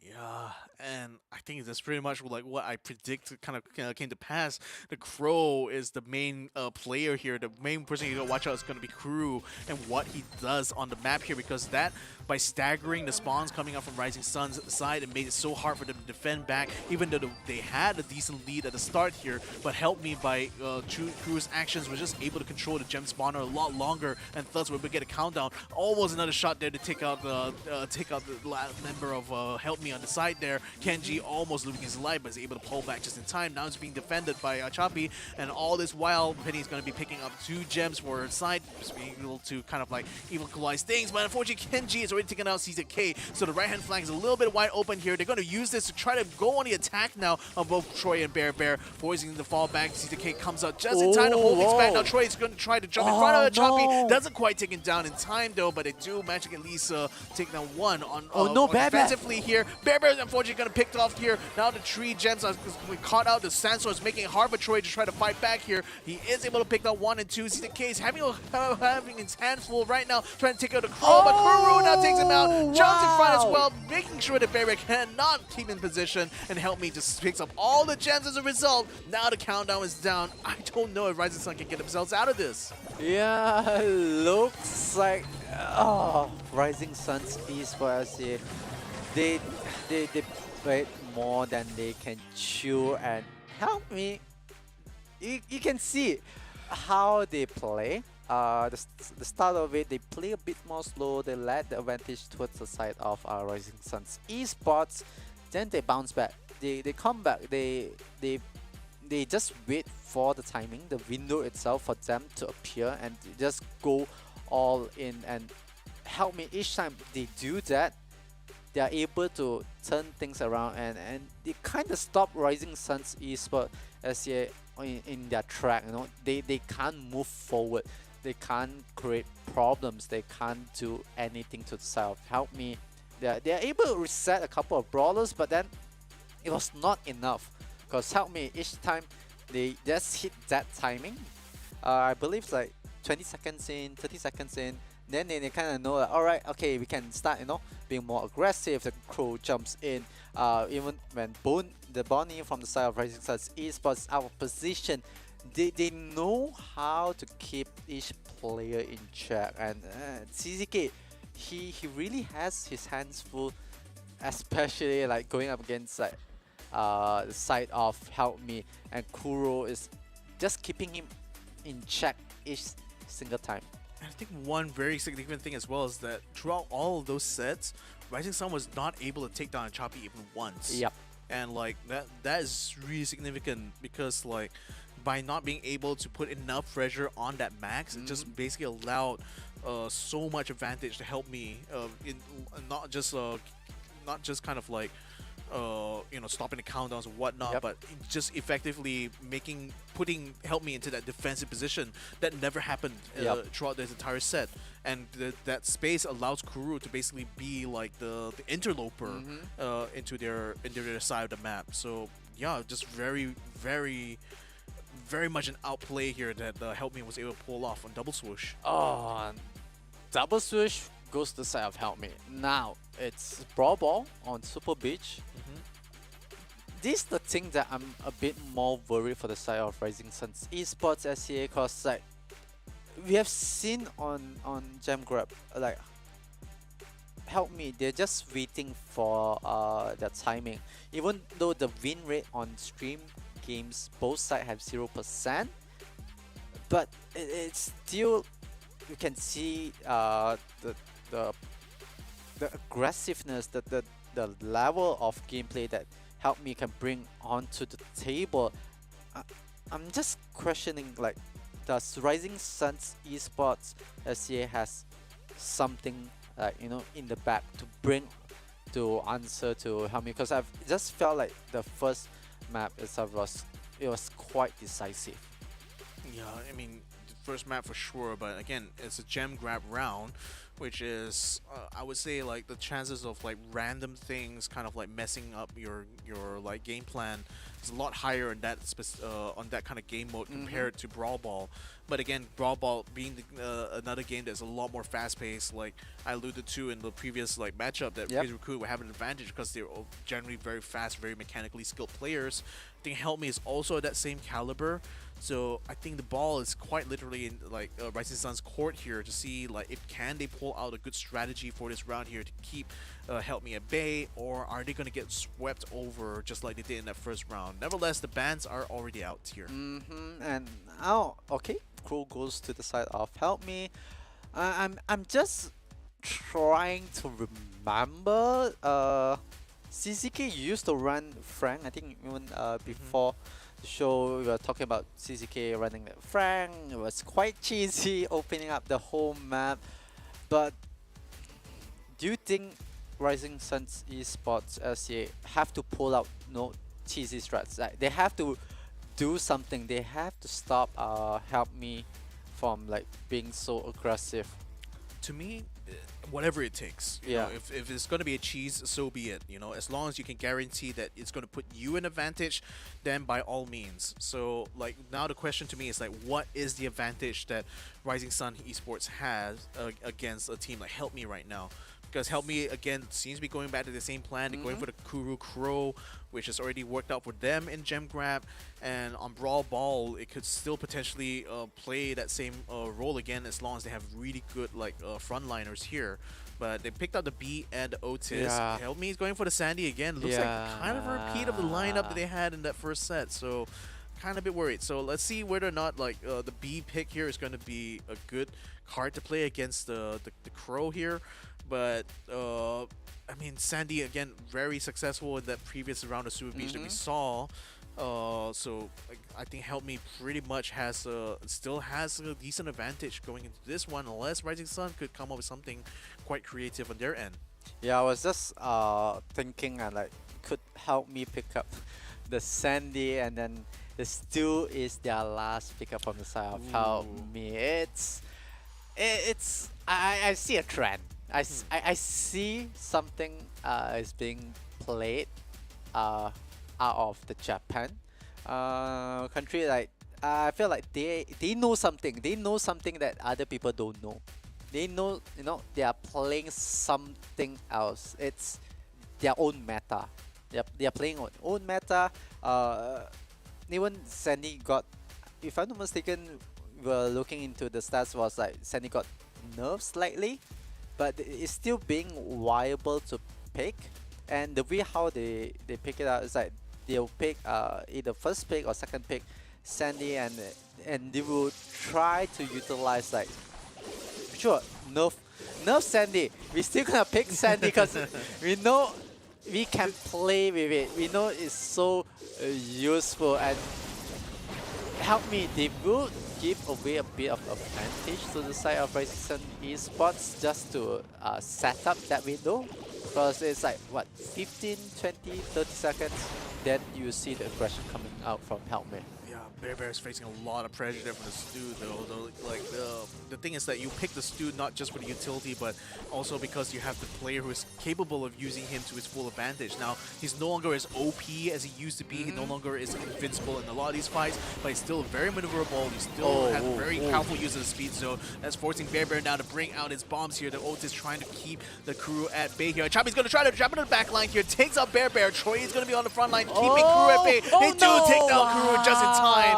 And that will be quite a close call here for Rising Sun, but it managed to clear the ball back into the center line. Yeah, Rising Sun's Esports, yeah, they are able to hold the defense. They will reset the ball towards the center line itself. Meanwhile, Help Me, it feels like they will try to reset. They will try to figure out another way. Kuro sitting in a very bad position, but no! It turns things around. Kuro just brought it back as Kenji spawns a Chappy. They are moving forward. They will dissect Rising Sun's Esports as here one by one, but they will go for a bit of reset. They will wait for timing. Most likely another 20 seconds they will go for the push. That will give enough time for the side of Rising Sun's Esports as he comes back and reset. Sandy sends the bar. Oh wow, Kenji takes down one, but it will be a response as ECK will be able to take down Kuro. A Chappy goes down as well. Kenji has to be careful, but it will be sufficient time. This could be the opportunity for the side of Rising Sun's Esports, but they will play for overtime. They will force the timer to overtime. They will go for the reset. Yeah, I think they're just going to be waiting for that. Once all the obstacles are clear, then it's going to be a big problem here for Rising Sun, because again, they have a lot more mobility on the Help Me side, and they're going to try to use that to their advantage right now. The Sandstorm is going to be brought up, trying to clear out their side of the map here and forcing Bear into a very backwards position. Now there's only a single wall in the middle here, the indestructible wall that's only piece of cover, but they're not able to use it in time. Elimination's coming in here for Help Me, and they scored a golden goal. Yeah, Help Me help themselves with the first goal on overtime. The way how they play, it feels like both teams they were waiting for that window. Help Me waiting for their window, which is later on. Meanwhile, for the side of Rising Sun's Esports SCA, yeah, their timing is a bit more early. So if they are able to get the aggression, then they are more online compared to the side of Help Me. Meanwhile, for the side of Help Me, they just need to play a bit more time. And oh, it's a Mexican standoff there. But Bear will be able to stand on top. They will have the ball in possession, but Chappy going much more aggressive, but it will be a trade. And Kuro setting it up does see the ball in hand throw. Is hiding but soaking a bit more damage. But Kuro spotted out. Kuro was just waiting. He was Yeah. waiting for the right moment to come out, waiting for him to be low. Now Bear is the one being low. Fortunately, he's going to be sacrificing his life here as he ashes. Now Troy is going to have to take a very defensive position. Can you overshoot? No! The ball slipped right past the grass here, right past Troy. He was not able to block it in time, and Help Me is already 1 goal up. Yep, Help Me. They do have 1 goal in advantage right now, but Kenji. Okay.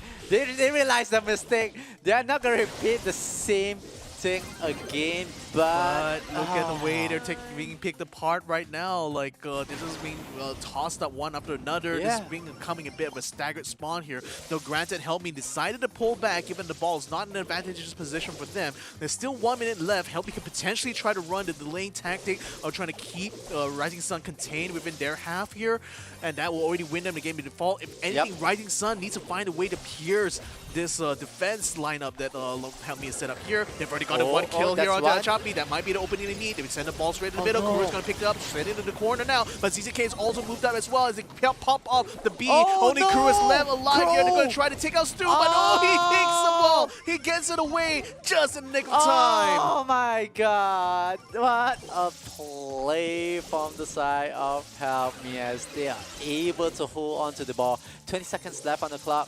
Kuro on the last second with the ball possession, he actually kicked it on the right corner, so it forces Rising Sun's esports SC in a very bad position because they have to go all towards the other coast of the field to get the ball, and it's on the corner itself, and it's so hard for any of the players to get into that position even with time left. It's not enough for the side of Rising Sun's esports SCA to do anything. That last moment, Kuro, it was the nail to the coffin for the side of Rising Sun's esports SCA. Oh, it was so close as well. Like the way they were really just pushing hard against like Help Me there in order to try to get the ball to their side of the map, but unfortunately, like the amount of damage they were able to dole out from Help Me side was too much for Rising Sun. And I also noticed that for the most part, Rising Sun relies a lot on the obstacles really to negate the damage that Help Me is bringing onto them.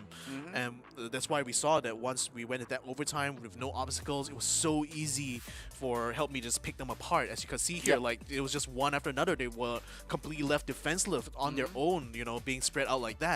So again, I think like Rising Sun didn't exactly have like a good answer to how to deal with this with this like Sandy and Crow combo that Help Me is run for 2 maps in a row now. And unfortunately, like at this point, they're down to the last set, and in spite of the best efforts, still we're not able to break through whatever Help Me brought to the table here. Now they're going to be going to this bounty round. Technically speaking, at least on stream, Rising Sun has a higher like chances of winning on this map here compared to Help Me. But okay, but to be fair, this is going to be a very different kind of lineup here. I'm not sure whether the Crow Sandy, I don't think the Sandy will work at all on this bounty round here, unless they're really trying something cheesy here. So this could be a chance for Rising Sun to at least get one set away here. But I think the problem still stands that they still don't have a good answer right now to what Help Me is bringing to the table. Yeah, it can't really answer, as you say, Help Me brings to the table, but Rising Sun's esports SEA, they have to play the map. They have to figure out how to play it. Crazy Raccoon versus Brighton, we saw how they played. They were just, you know, sticking together, hugging and creating that death ball, you know, in the middle. If they felt like threatened, they fall back all the way towards their spawn. They wait for it and then they just wait for the mistake. So right now, Rising Sun's esports SCA, they have to lure Help Me towards their side. They have to like separate some of the brawlers. So Rising Sun's esports SCA, they are really in a situation where it's kind of tricky also, because you have to think about it. help me, they don't mind dropping this map. Because if Rising Sun's esports is pulling and aggroing for Help Me to go aggressive, Help Me just, alright, we're gonna stay on our half, we're gonna try to poke, we're gonna deal some damage, we're gonna take this time to strategize on the next mode. It still give it's still an advantage on the side of Help Me, because like, alright, we lost the third map, we still can go for the fourth for the win. So Rising Suns, it feels like they have to be more aggressive. They have to be like up in your face, like, you know, pick a brawler that really like wants to brawl, wants to be there, wants to be like, I wanna fight, I wanna, you know, get the kill. But it's a double-edged sword situation for the side of Rising Suns esports SCA. It's very, very tricky. This situation for Rising Suns esports, it's super tricky, and we have to see what is the picks and ban for Rising Suns esports SCA. Because for Help Me, in any sense, they can pick any brawlers they want. They can still pick the Sandy, they still can pick the Crow, but most likely they won't pick the Sandy. I feel like they will pick the Crow, they will pick maybe a Byron just to sustain. But look at what's kind of left open here. I mean, the Piper and Bell are both like wide open. They've taken out the Max here. And one thing I actually wanted to mention was that the reason why the Death Ball works so effectively against Crazy Raccoon was that why Crazy Raccoon was so successful using the Death Ball was really that the only threat they had to watch out for was Mortis. Yep. And that pick alone, I think, was kind of like the downfall of Brighton, because they really gave they really put too much responsibility on Mortis being able to pick up kills. But once they used the Death Ball strat on Crazy Raccoon side, he wasn't able to find any of like good openings to use against them.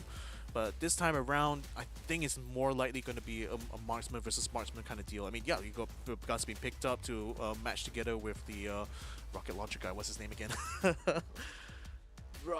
Brock. Yep. So Help Me.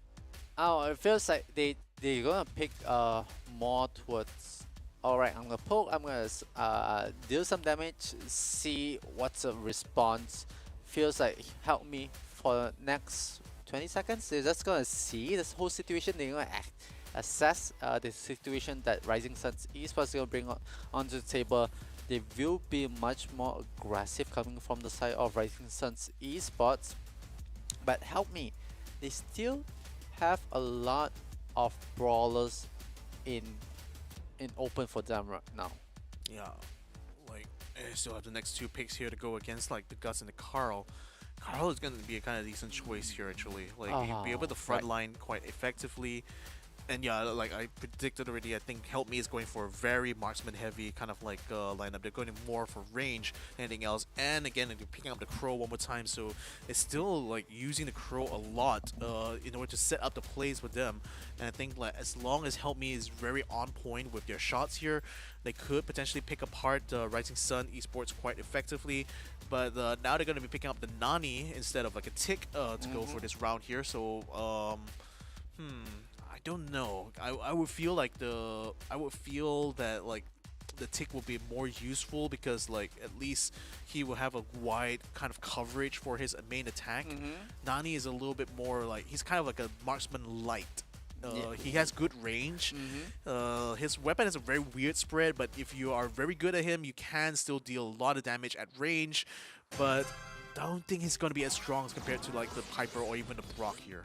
Yeah, it's a bit hard for the side of Rising Suns esports SCA. And you can see like for the side of Help Me, they have range, they have damage. If they need to go up front, they have the Crow to jump in. So like Rising Suns esports, they could have been drafted themselves into a corner. Could have been, but right off the bat though, like, oof, the Brock too strong, already getting back-to-back kills there. taking out both Bear as well as ZZK. Wow, this is going to be Oh, even tougher, oh, I think. oh, oh. And Rising Sun, Nani trying to get the ball. The homing No. is out. Ah, didn't quite land on the target there. Instead took out some walls, which I suppose is fair enough, but that's not the real threat right now. The real threat is the Brock here, and he's been killing it right now, seeing another super out, forcing both CZK and Bear to fall back. CZK taking a bit of damage. Look at Choppy, watch out for him because he can easily try to jump the back line there and open up a flank on the left-hand side here. So Bear is going to have to watch out, keeping him at bay.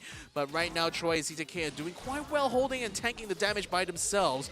But we're still waiting to see what's going to be the trump card coming out from Help Me side. Another super is going to be brought out by Brock to try to clear out the right-hand side. This is still the base of fire that Rising Sun is using here. They still have the range relatively trying to fight against them, but they're still watching out. Smoke is still yet to come out. And CZK gets a kill on Kuro right now. This could be a big opening as here the Poison Cloud is out. They take out Kenji. Choppy, next one on the chopping block here. 3 versus 1. No way he could win that one. And they make it at least 1-all. Yep, 1-all for the side of Rising Suns esports SCA. They kind of found the tempo. They kind of find the timing. Like, okay, you know, play it slow. And CZK, Nails down another one. So that's going to be Brock brought out of the equation once more. Now Bear going very aggressively against Kenji. The Carl slam dunk there for Rising Sun. Finally, they get one set off of Help Me. This could be the start. This could be the start here, but, well, it's better late than never, isn't it? Yeah, this is the climb for the side of Rising Suns esports SAS. They find the tempo, they find the opening, they know what's the problem. Brock was the problem. They will deal with it. So this time, Help Me, what is the solution? How are they gonna play this out? How are they gonna put Rising Suns esports in check, and especially how do you put CZK in check? I feel like Achapi has to be much more aggressive. They might, I would say they might want to put the Crow on the right side, but at the same time it's a bad positioning because you want the Brock to have that, not that alley, that what do you call it, that opening, that slot to be able to fire down. Maybe not to the right side. Maybe Achapi could try to play the mid and take over Kenji's position and let Piper try to flank on the side there, at least for now, because I think the main problem is Achapi isn't getting his super charged up quickly enough. But look at Bear. No. That's the other problem here. He has to watch out for when Bear decides to go aggressive, and now he's already pushed Achapi off of that position, allowing Rising Sun to get in the middle here. But unfortunately, CZK picks up before the Poison Cloud comes out. Now there's been a bit of pressure here, but Achapi still was not able to hold his own, and Rising Sun, they take the first set of the second round. Yeah, the first set. Let's hope that they go for the swap. Achapi! So close, but Kenji will be able to back it off. Meanwhile, a reset coming in from the side of Help Me, as Achapi needs to go for that reset, need to get the heals up. They will be putting the Crow into the middle. Meanwhile, Kenji will swap side with Achapi. So now another switch a rule. They are putting Kuro on the left side. But look at how the side of Rising Suns esports, they are switching up as well. But CZK is the only one alive, so it could go towards the side of Help Me. Yeah.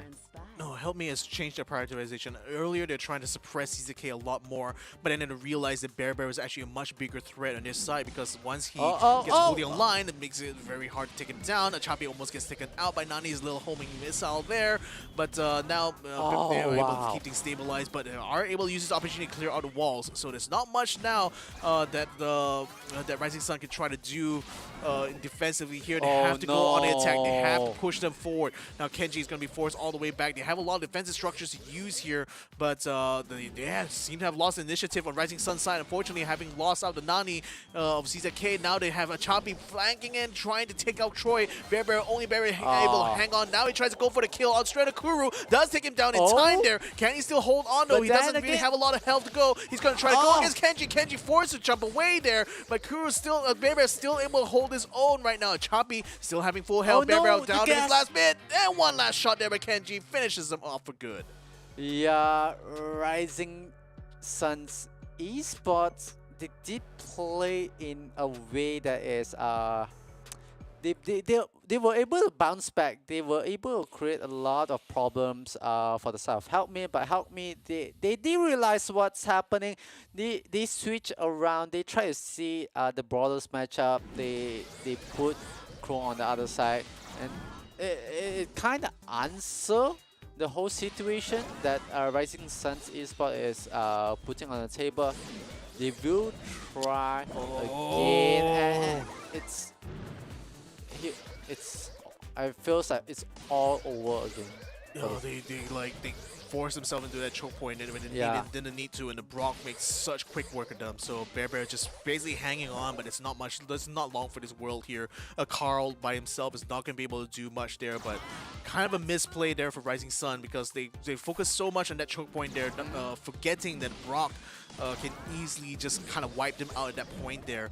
So now Rising Sun back to square one here. Going to have to try to figure out how to deal with this here because it seems like Help Me has already figured out a good way to try to keep them choked off. As long as that wall still stays there, I think Help Me still has a good chance of keeping Rising Sun at bay.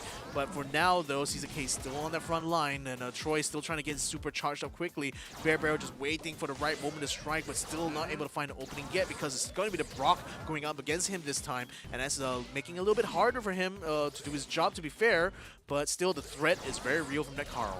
Yeah, it feels like what Rising Suns Esports SCA can do right now is the same as how what Crazy Raccoon did with Brighton. It's just play the choke point, just play it slow, and Tree got taken down. Bear is next, and last CCK goes down. That is the round, that is the match, that's the set.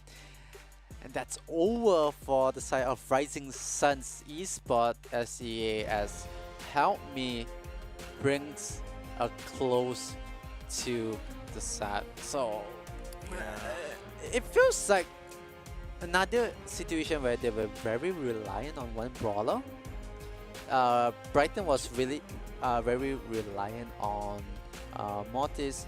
This time Rising Suns Esports SCA was really rely on Carl, but I felt like CZK, if he's more aggressive, Bear can just wingman with him. They both can stick together and let Troy go towards on the left side. Maybe they could have rotated a bit for the side of Rising Suns Esports SCA, but we'll never know. That scenario, that multiverse, it is for another time, another day to figure out. But Help Me, they managed to win, and they're gonna go up against Crazy Raccoon.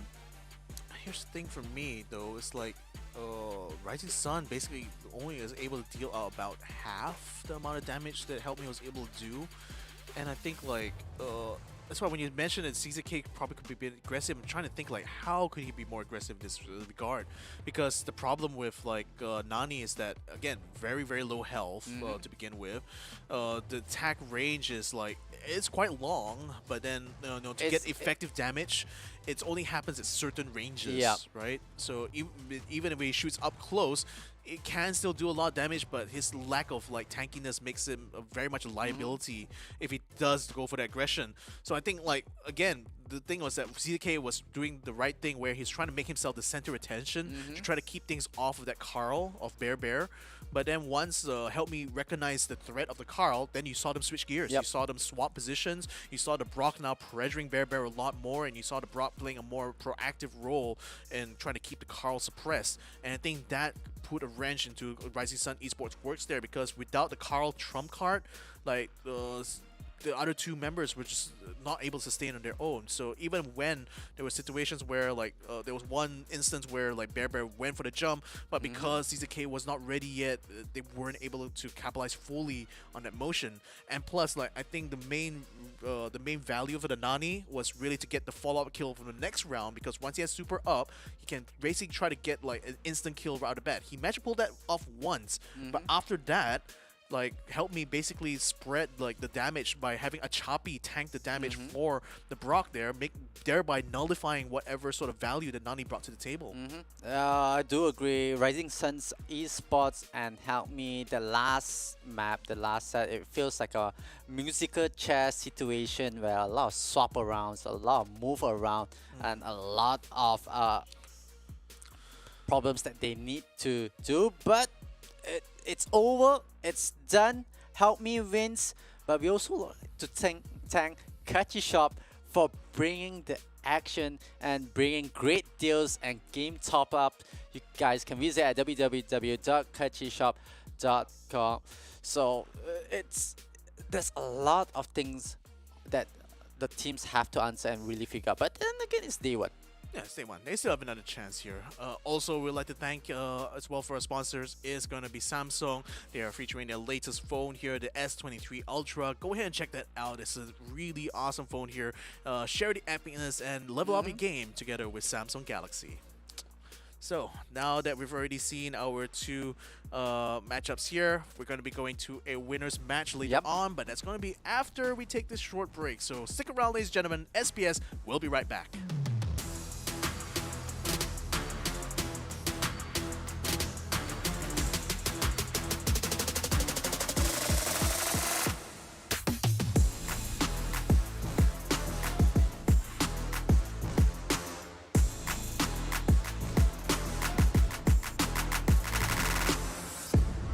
The Snapdragon Pro Series powered by Samsung Galaxy is brought to you by Snapdragon Elite Gaming, Samsung Galaxy S23 Ultra, Monster Energy, and Kachi Shop.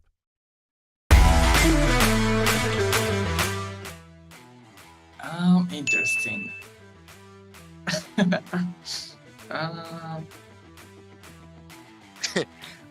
Is it knockout something?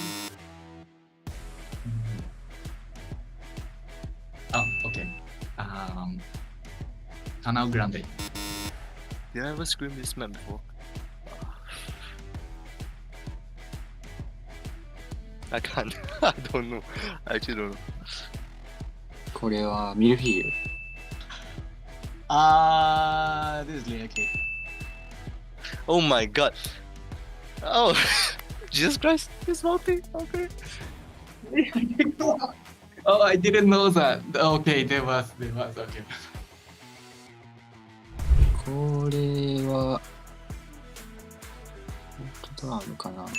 多分ゴールドアームで。Maybe out in the open. Oh, the other knockout map. Out in the. No, that one is the other one. I remember the grass is over here. What's the name? The grass is there, river. I hate this map. We all hate this map. That's why we never go and. Pass. I know the map, but I don't know the name. This is Goldam Gouch. Yeah, the grass, everything. Yeah. Oh my god. Oh, okay. That one. どこだこれ？オープンゾーン。Hot zone map. Open zone? Crystal Cavern. Okay, very good question. Okay.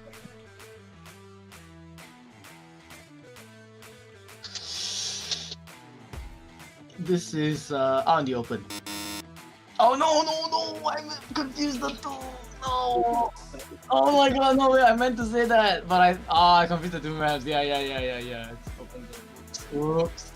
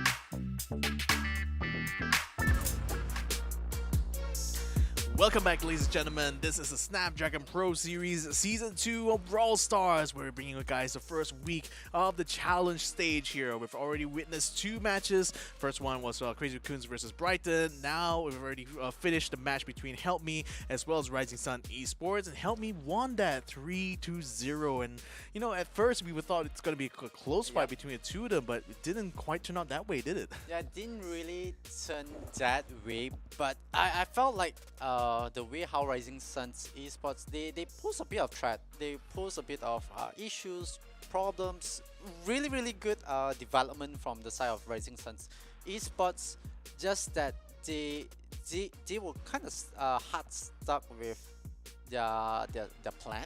So we can see on Bounty, they were really focusing on, okay, you know, Carl is the trump card. Carl, you know, we're going to put all our eggs in the same basket, which is Carl.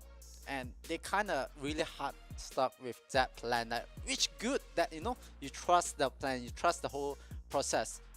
Problem is, Help Me, they identify what's the issue, what's the problem, they fix and they switch around really quick. And that's the thing, like, this is also a reason why, like, the Brock has been banned out in many instances of Bounty, because he's extremely flexible. You know, not only he has really good range, he can be a harasser, he can be an attacker, he can even kind of like set up good chokes, and that's kind of like what we saw kind of play out with Rising Sun Esports here. You know, the one observation the BM casters made was that, you know, for the most of the map, actually, like, Rising Sun was very much contained within their spawn area. They really weren't able to push out the way that, like, Help Me was able to do, and I think that's down to just the fact that they allowed them to pick up the Brock in the first place. I think if they had banned out the Brock, perhaps Help Me wouldn't have had such an easier time. But then again, bygones be bygones. Rising Sun committed to their plan, but unfortunately it was a plan that didn't quite play out the way they wanted it to. Definitely, but I would like to thank Snapdragon for bringing the SPS back. You guys can visit Snapdragon Elite, because when winning matters, it really matters, especially how we saw, like, you know, the teams, they played, they put all they have, and they really show that how much they understand the game, like the levels that they know, like, okay, we need to switch it up, because Brawl Stars, it's a game that is really quick. It's something that you won't have much time, because you have a very limited time, 2 minutes, 3 minutes at max, even with overtime for certain modes and stuff. Like, you kind of like on your toes to figure it out, like, what should I do, what do I need to change, what kind of strategy, because sometimes it's good that you bring in a strategy into a map or mode or play, and you stick with it, because, you know, you trust the process, you trust the whole gameplay. But if you fail to understand that you need to change on the fly just to see, like, could it work another way, could it be on a different aspect or a different angle to see it. Yeah, and I think that lack of flexibility is what kind of led to Rising Sun's downfall in the end, though, because like you said, like you alluded to earlier, you know, they had a plan, they stuck with it, but when the plan failed, they really didn't have anywhere else to kind of like turn to, and basically lost based on those choices they made very early on into the set. Nevertheless, ladies and gentlemen, we're going to be interviewing the winners of that previous round there, which is going to be Help Me. This time, we're going to have Kuru on the line here, and Kuru definitely was playing like the MVP of that last match there. I mean, not only was playing amazing Crows here, but also played an amazing Brock. Let's go ahead and jump in now with Kuru here. Kuru, thank you for joining us here, my man. And I think right off the bat, I think you have a very interesting question to ask them, isn't it? Yeah, Kuro, help us to help you and to help all the fans understand why the name Help Me. はい、面接していただいてありがとうございます。まず最初の質問なんですが、なぜ、チーム名は Help Me でしょうか？教えていただけますでしょうか？チーム名ですか？はい。なんか自分は決めてないんですけど、ケンジーさんに全部任して、なんかチーム名決めてもらったら、なぜかなんかヘルプ名になってました。はい、ありがとうございます。So actually, I didn't decide the team name to be Help Me. We actually let Kenji decide it, and Kenji decided to change the team name to Help Me. Oh, so you probably gotta ask Kenji next time we do bump into him then. So in any case, like now that the all right, so when we had interviewed Crazy Raccoon early on, they were definitely having their sights on Rising Sun Esports as one of the top contenders here. Now that you guys have actually beaten Rising Sun to get to this winner stage here, like what are your thoughts about Rising Sun in general from that last matchup you had? はい、では、次の質問なんですが、先ほどクレイジーラクーンと面接したときに、クレイジーラクーンのチームはライジングサンのチームと戦いたかったんですが、で前回はライジングサンと戦ってもう勝ちましたので、ライジングサンのチームに関してはどういうふうに思ってますでしょうかね。やっぱりその海外の日本とは違って、またなんか戦略とか編成とかも違って、ちょっと厄介だなって思ってました。So first of all, Rising Sun is definitely an international team, and their methods of fighting and the way they play the game is very different. So it was definitely quite challenging to beat them.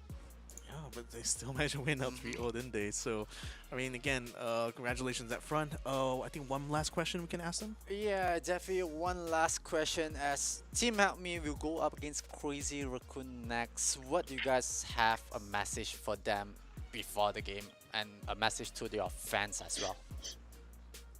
はい、では最後の質問なんですが、次のチームは、ヘルプミのクレイジーラクーンと戦うのですが、クレイジーラクーンに対して何かメッセージとかありますでしょうか。今回ちょっと勝たせてもらいますと言いたいです。ありがとうございます。So for this time, we would let Crazy Raccoon know that we are going to win this. And thank you. Yeah, all right. That's nice. That's nice. All right. Thank you so much, Kuru, for joining us. Arigato kudasai. Good luck in your match later on, and all the best to you guys. I love it. Both them and Crazy Raccoons having so much confidence coming this competition here. I mean, I can't wait to see how this matchup's going to turn out. Yeah, healthy banter, healthy rivalry there. It's like, I think that they kind of know each other personally, and at a level like on a professional level, when you play on a professional league itself, like you have friends that is in the same league as you or in the same tournament or in a same challenge itself. You kind of think like, I'm gonna try something crazy, try something like unorthodox, try to throw them off, try to poke them, make fun. I kind of expect later on when Crazy Raccoon going up against Help Me, there's a lot of the emotes comes out. And speaking of Crazy Raccoons, we got a little bit of video to show you guys here, recorded by Crazy Raccoon themselves. Let's go ahead and check it out.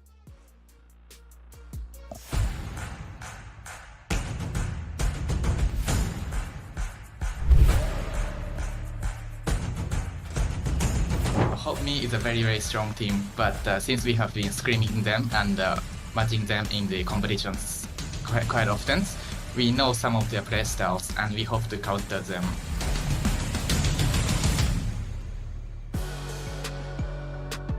All right, so here is the matchup right now between Crazy Raccoon and Help Me. Stats-wise, quite interesting to see that in terms of numbers of deaths, Help Me is actually a little bit less compared to Crazy Raccoon. Oh, am I reading it correct? Is that deaths or is that kills here? I think, yeah, sorry, it's kills. So, okay, so that means Help Me has a slightly less kills there compared to Crazy Raccoon, but in terms of like their damage, in terms of healing, quite even on that front. So what do you think it is that's making Crazy Raccoon better killers compared to Help Me though? I think what Crazy Raccoon do, it's more of aggressive play, but all in. They tend to take the situation right. All right, we're gonna commit. We're gonna try to go for full force, and if it fails, sure, we're gonna reset. We're gonna play time.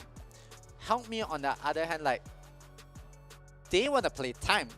They don't want to go full in first, because if you see the type of brawlers that they picked up, the brawl like list that they have, the brawler pool, it's more of a brawler that I need to sit, I need to wait, I'm gonna, play some time, the first 20, 30 seconds, I'm just gonna see what you're gonna do, and then like, alright, I'm gonna, react to it. I'm gonna go for the aggressive. You can see like the Crow that they have, the Brock, even previous matchup itself. It's a bit like, I'm gonna sit here, I'm gonna wait, throw some cheap damage out, throw some problems towards the enemy, and see from there. And they only activate around 20 or 30 seconds later on. Crazy Raccoon on the other hand, like, oh, let's fight, let's, from the start, if we get that advantage, let's sit on it, let's be aggressive with it. And match number 3, Crazy Raccoon going up against Help Me, is not the same map and mode rotation. It's something different, and it starts with Hot Zone. Yeah, we're going to be running on open zone here, so as the name implies, this map is a lot more open. Though there is plenty of grass to play around with on the corners of the map, so I expect to see like some marksmen being picked up for good effects here, or perhaps even more artillery type brawlers are going to be used here that will certainly be very effective, at least doing that zone control. And just kind of bring back to the early discussion we had, between Crazy Raccoon and Help Me, I get an impression like that from what you're saying is that while Help Me plays a more like gentlemanly and cultured kind of way, I guess like Crazy Raccoon is a bit more wild and feral in that sense. Kinda that way. They're a bit more crazier, they're a bit more jumpier, a bit more like a raccoon. When you meet up with a raccoon, they might be cute, they might be lucky to some, but they are aggressive, they are wild, they want to get up to you, they're gonna not. If you ever meet up with a raccoon, and I don't recommend meeting up with a raccoon because certain raccoons are perhaps has rabies, but they'll be aggressive to walk up to you, but the moment they walk up to you, they'll be like, okay, what's next for me? Like going up to a raccoon, the raccoon will be like, very hostile, but the moment you start holding his hands, it's like, okay. The raccoon start thinking, what's next? And what's next is Crazy Raccoon against Help Me. The ban for the brawlers is out, and it's very, very surprising to see Help Me bans the Crow, Crazy Raccoon bans off the Stew. It could be wrong, but we have to see. Like, it's very important. Yeah, they kind of lock into the ban itself, but for Crazy Raccoon, they want to take out a lot of mobilities from side of Help Me, and Help Me doesn't want like crazy aggressive that jumps. And that makes a lot of sense, right? Because again, open zone makes it very, very strong for high mobility brawlers. So I already anticipated that the Stew was going to be banned out. I didn't anticipate that the Crow was going to be banned out. I actually thought that Help Me might actually try to leave that open for them. But nevertheless, Crazy Raccoon had the first pick anyway. So going for the Max is definitely like a very standard choice, I feel, especially when you don't get to have like a very strong and obvious heroes on the way. Like the Max is certainly going to be he's kind of like the jack of all trades, I think, especially for attackers or frontliners here in Brawl Stars. So certainly Help Me is going to try to counteract that by bringing out the Lola as well as the Jeanette. And Jeanette here could be an interesting choice here, given that she can be very useful in harassing the grassy area. She could also be used in a defensive capability, but only whenever a super is up. Conversely though, Crazy Raccoon is going to be bringing out the Byron in response and a Pam as well. So they're going for tank and healing here for the Crazy Raccoon side. So okay, I can see this is where they're going at. I mean, it's seeing the amount of damage potential that both the Lola and the Jeanette can do, especially when they have the supers up. And decide the best counter to that is just tank that damage with the Pam.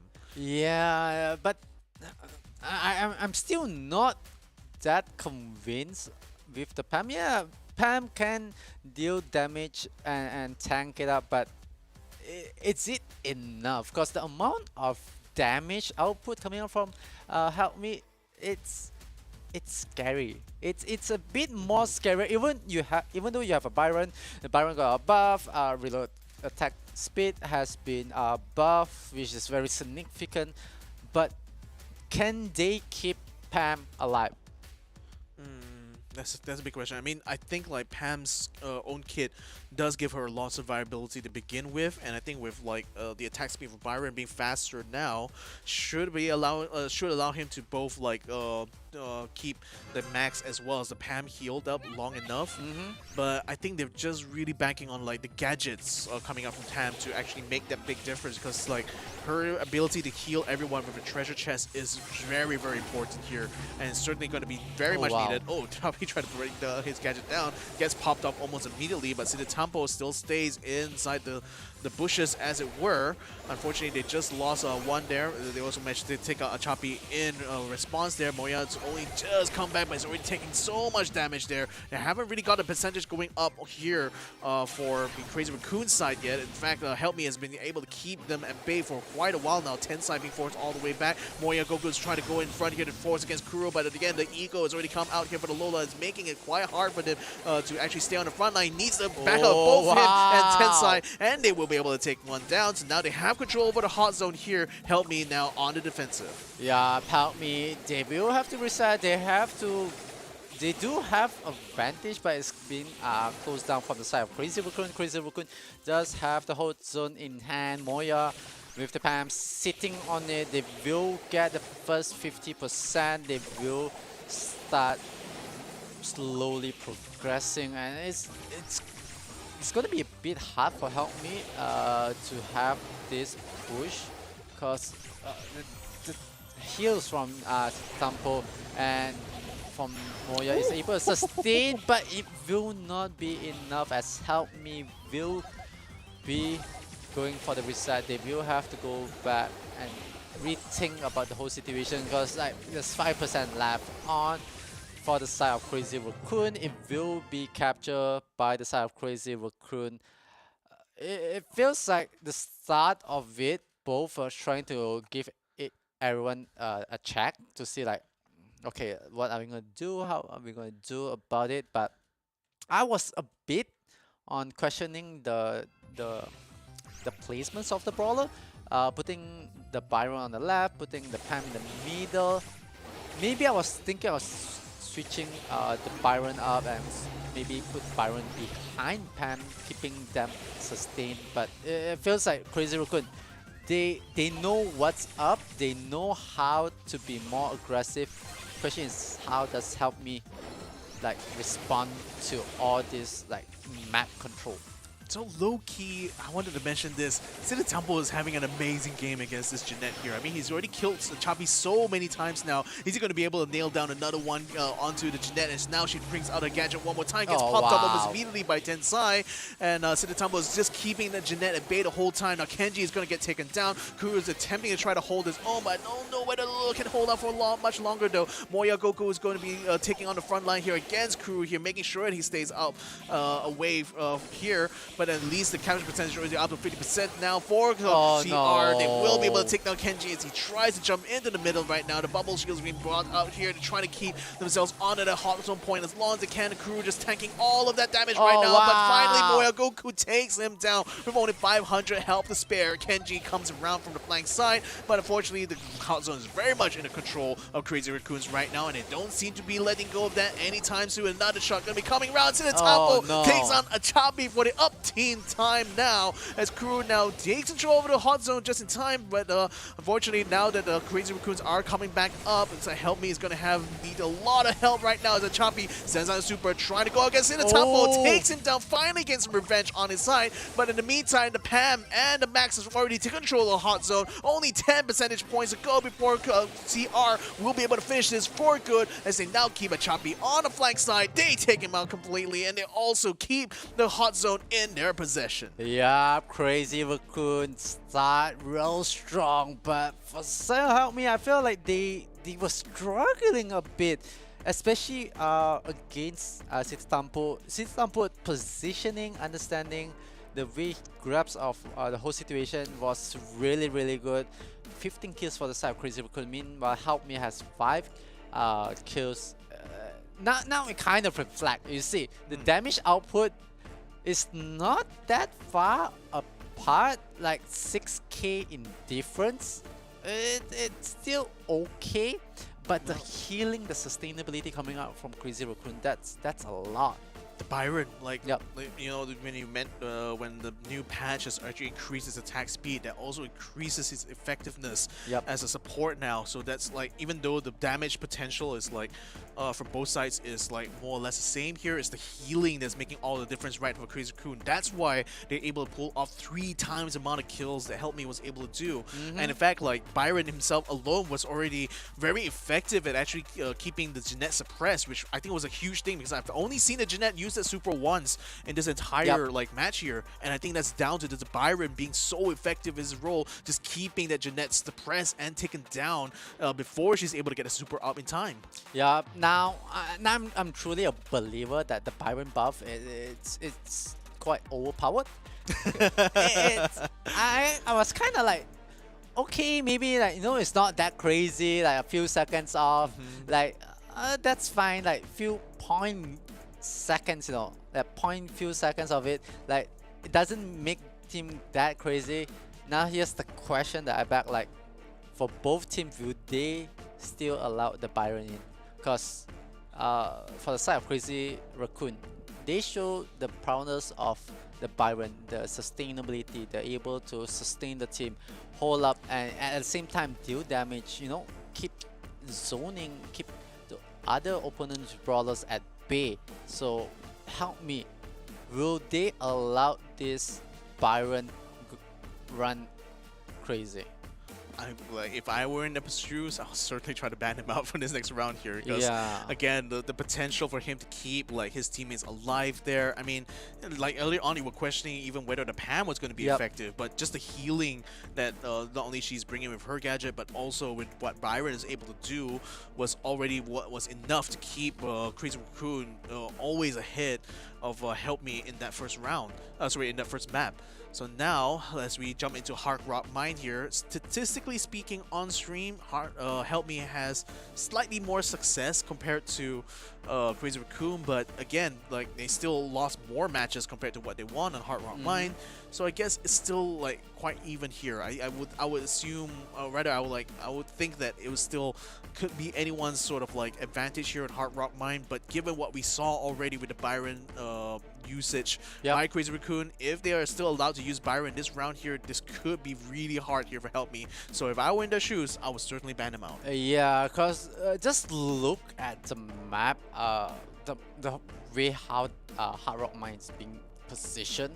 It's so good for Byron to sit in the middle between the two jam-looking pillars, and just position the Byron there. You can put maybe a Poco right in front. You can put Frank if you need to. You can even bring Stu in. The positioning for Byron is so perfect for this. So will both teams allow Byron be picked, or it will be a ban on it? Because I felt like after that, it feels like Byron kind of feel like he needs a perma ban. Not from the game, but the team has to emphasize that the potential that what Byron brings on the table. Yeah, he is still going to be open on this pick though, but like, it looks like prioritization on bans just went more towards the penny for both sides. And I guess it's no surprise actually, because there's a lot of grassy areas that the penny could potentially set up a cannon in, so that could become like a huge threat on this side. Help Me, interestingly enough, has decided to pick the Crow for this round here.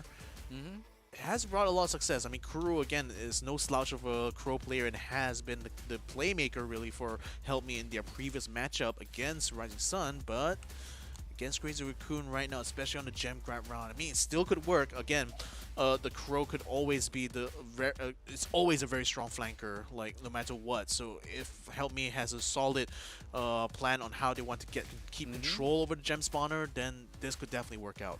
Yeah, Kuro, the Crow itself, it's a great baller. It's a great opening from the side of Help Me. It's somewhat like a cornerstone pick, a cornerstone brawler for them. Like, okay, don't really have much. Sure, open up with a Crow.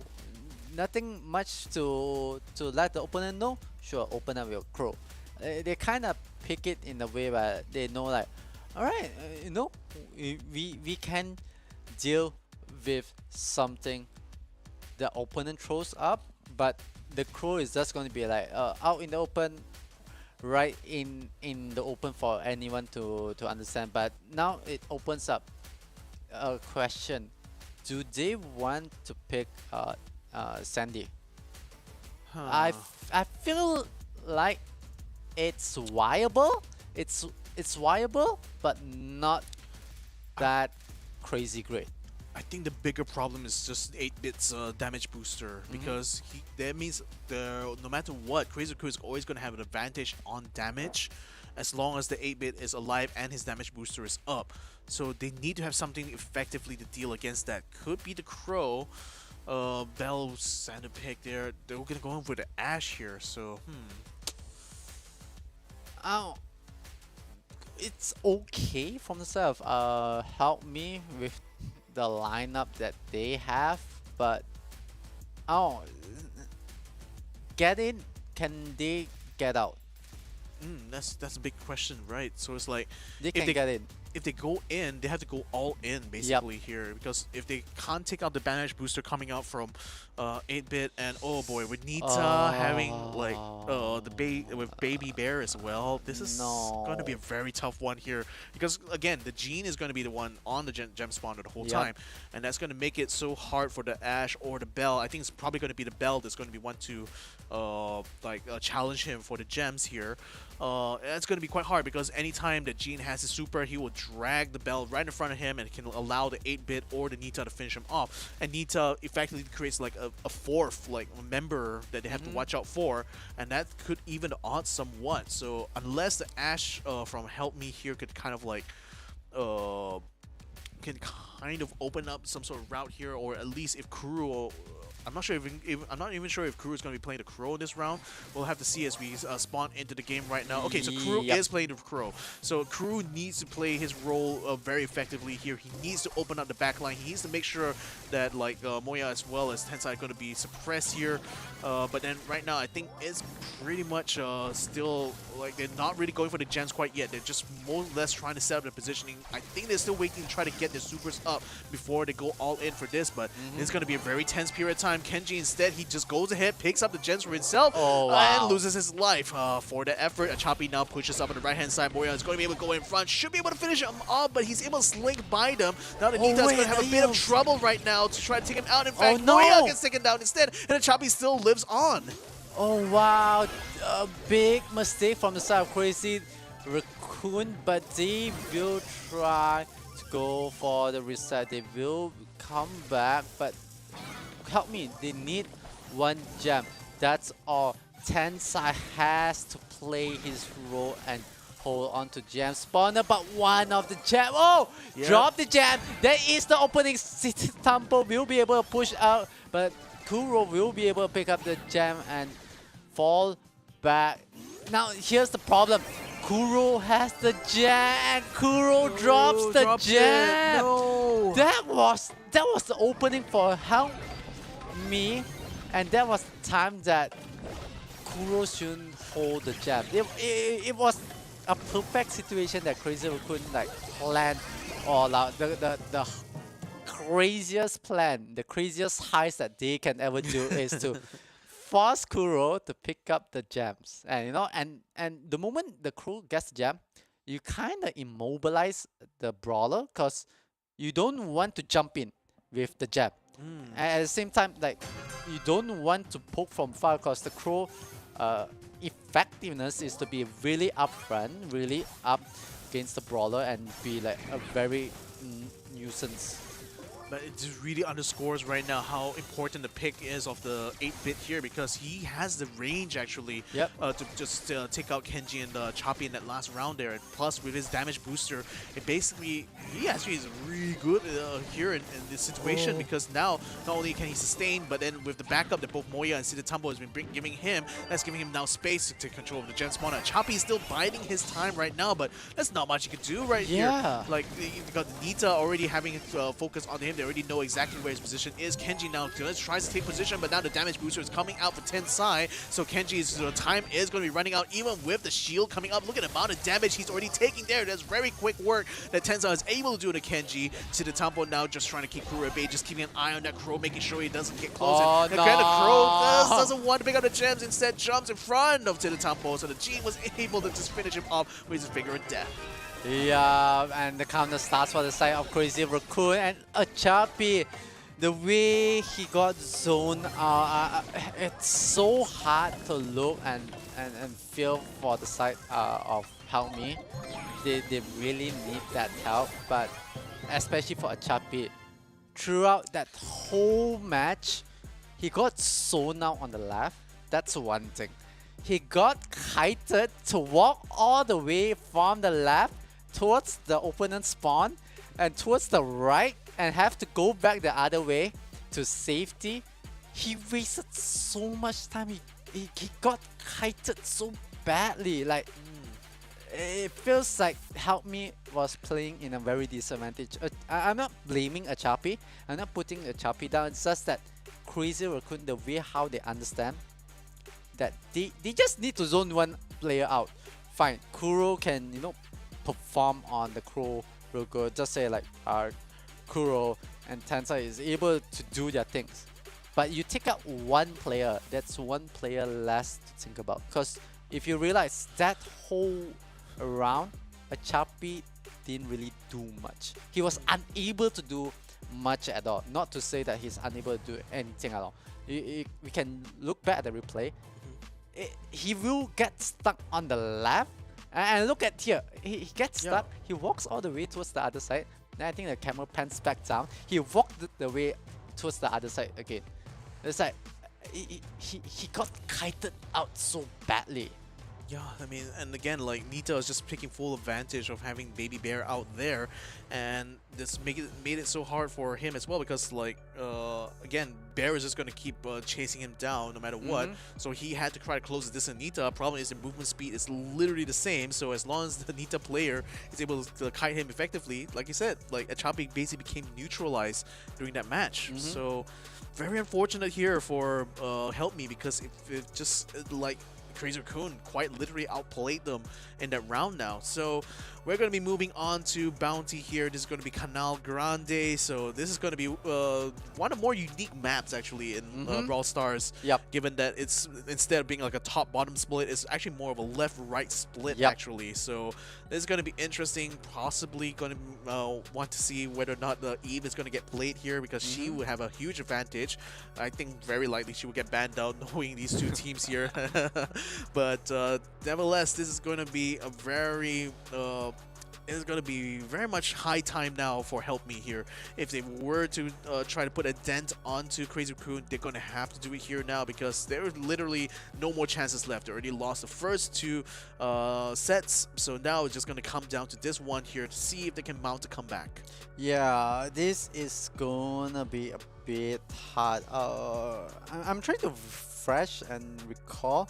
Is Help Me playing from bottom up or Help Me playing from top bottom in the previous map itself? Previous one, I think it was like they played from top down. Top down, right? So for my understanding, Help Me will be playing from top down. So they are playing from the red side. Meanwhile, Crazy Raccoon is playing from the blue side. I feel like Help Me has to play on the right side, because they're playing from the top. They get a bit more space, a bit more opening, less obstacles, because there's only one wall there. They might want to play on the right side of this map. And Canal Grande, meanwhile, for the side of Crazy Raccoon, they are fine to play on the left, but I feel like they're still going to be much more aggressive. They're going to be much more they know what to do, especially with the lineup. So it feels like a lot of brawlers, they are not really afraid. They don't mind giving Help Me the advantage to pick up the Eve. They want to pick up a Crow, go ahead. You want to pick up a Byron, you want to pick up any type. Feels like Crazy Raccoon has a solution. And I was just thinking the whole scenario, the whole matchup. Crazy Raccoon, Help Me. It feels like there's two person like narrating this, right? There's a Crazy Raccoon chasing the other guy, and like the other guy is just calling Help Me. But Oh no. but just looking at this whole situation, oh, Help Me. They have to play the perfect situation. They have to. The best solution for this is they have to play from the right side. I mean, again, it's like balls in their court, right? So it's like, but their choice, at least in terms of draft here, is probably going to determine everything right now. So speaking of which, we're going to be jumping straight in here in terms of bans. Yep, again, not surprised to see the Eve ban though. But then, oh, he also banned out the Jeanette here on Help Me's side, as well as the Jean on Crazy Raccoon's side. So, okay. What does that leave open right now? I mean, they could potentially bring in a Carl. They could try to... I mean, marksmen are both very much wide open here, so they could even try to use a Brock. Though I don't know whether he'll be that effective. I mean, certainly, like you mentioned before, if they play on the right-hand side here, at least for Help Me, if they're starting on the red end, they're playing Help Me there, like... A Brock could actually clear out a lot of the obstacles there. But the grey box, if I'm not mistaken, is indestructible. Yes, those are indestructible. So but okay, you can clear out the grass, yeah. You can clear out the grass, you can clear out like the obstacles on the right hand side, but you will not be able to clear out the indestructible walls though. But then again, Brock doesn't seem to be on the card. Now they're going to be going for a Sandy pick on the Help Me side, a Squeak and an M. So that's going to keep them like separated actually. Yeah. So yeah. Divide and Conquer from the side of Crazy Raccoon. What's the response from Help Me? We have to see the response. I feel the Brock is still viable, as what you say. I'm just looking at the whole situation. They pick up the Byron. Okay, they're gonna play a bit of sustainability. They might means that the Sandy has to be really upfront. Then they're running what? Try damage. Yeah, I don't see Help Me gonna pick up a brawler that is able to sustain or like soak the damage. I mean, the immediate problem I can think about right now here is that Count Grande, because of the way the water is laid out, there's actually a lot of choke points that you take advantage of here. So okay, Stu is going to be picked up here. Not sure how effective he will be overall, because there's still the big problem about the choke points here. Like the Squeak naturally will kind of force Help Me to be a bit more spread out in general. But then the M's can easily like take control of any one of these choke points, whether it be the middle, the top, or the bottom, and it's going to limit the sort of mobility that Help Me could do. So unless they're trying to bank on like getting Sandy to have her super up as quickly as possible, that perhaps would be one way for Help Me to get an opening for themselves, because that way that Stu can attack under the cover of the Sandstorm. But as I say that, Crazy Raccoon pulling out a bit of a curveball right now by picking up, of all brawlers here, picking up the Buster, which is the newer brawler in this matchup here. He's going to be super tanky. So I think what Crazy Raccoons are going for here is just zone control in general here. They have the M's to take control over the choke points. They have the Squeak to keep like Help Me like spread out. And Buster, like, he is very, very tanky. He has also a huge like his projector basically allows himself to kind of like makes him a very big threat right now, I think, on Help Me side. Yup, we have to take a look, but Tensa will be able to take down a choppy Byron. Not really the recommended brawler to stand in front of, so bad. He has to do his duty. Kenji will not be able to go for the trade, but City Temple will be able to take him down. It feels like Help Me is literally dissected. And you can see Kuro. Moya, he's not really that like focused. I'm sure we're gonna zone out Kuro. This time we're gonna do it to Kuro instead of Achapi. Achapi has his turn. Kuro has his turn this time. And they have to figure a way how to enter. They're playing at the right position from the side of Help Me. But oh, Kenji being taken down. Kuro as well will be taken down. Kuro on the other hand still able to trade it up. So it's the positioning is a bit hard. So right now Crazy Raccoon falls back all the way towards reset. Meanwhile, for the side of Help Me, they are pushing in. So if they are gonna get staggered, it's gonna be a very tough situation for them because like 25 seconds left on the clock. They have to go for more of aggressive because the moment you get staggered, it takes longer time for you to get back to the game. I mean, the fight, it takes more time for you to travel. I think Buster is quite literally getting like outranged right now by Achapi, and this is becoming a bit of a problem because, again, he's going to be the main damage dealer for the Crazy Raccoon side, but he's not able to close the gap enough now. But nevertheless, the match will end. Help Me will have the bulk, the majority of the bounties, the stars here, and that's going to win them the round. But I kind of feel that maybe Crazy Raccoon kind of lost the plot a little bit because I was expecting them to play a lot more on choke points here. But it seems like with Tensai not being able to be oppressive against the Byron here, that's actually kind of putting a bit of a wrench in their works right now. So they're going to be switching it up a little bit. Tensai is going to be fighting on the left-hand side, but Achapi is coming at the same time. And Kuro just makes quick work of the Buster anyway, so that really didn't change anything at all. So the Tampo now goes for the blue star, picks it up for himself as Moya holds onto the back line, keeping the others at bay on the top side of the map. Now they have their sights very firmly set on Kuro there, but Kuro just jumps straight at Moya. Goku gets it, taken out. Achapi with one last shot takes out the Squeak. Tensai comes in a little bit too late there to try to help his teammates. Now he's going to get ganked upon there by Kenji, and things are falling apart right now for Crazy Raccoon as they aren't able to hold on to their front lines. Yeah, we were talking about separation, we were talking about divide and conquer from the side of Crazy Raccoon, but in the other hand, there will be a trade. Kuro will go down, Moya Goku will go down as well, but the stars is in advantage for the side of Help Me. They do have 8-star, meanwhile Crazy Raccoon does have 5. It feels like they need to reset. Oh, so no, Sandy hop off. They will be able to take down Kenji, so that will give the side of Crazy Raccoon a bit of relief. They take down Achapi. I'm kinda surprised right now. Kenji will go down 1 again. Oh wow, the Squeak is doing the Squeak thing. Yeah, it's like, but crucially, they are staggering the spawns somewhat, making it quite hard. Now they will take down Kuro as well, as Kenji arrived on the scene. Tensai now, unfortunately, has to hold his own against a 2v1 situation. Will not work out, so the Buster is still very much the weak link here from Crazy Raccoon's side. But the staggering of spawns has kind of worked out in their favor. Good stick there onto Chapi, but sorry, on Kenji. Sandy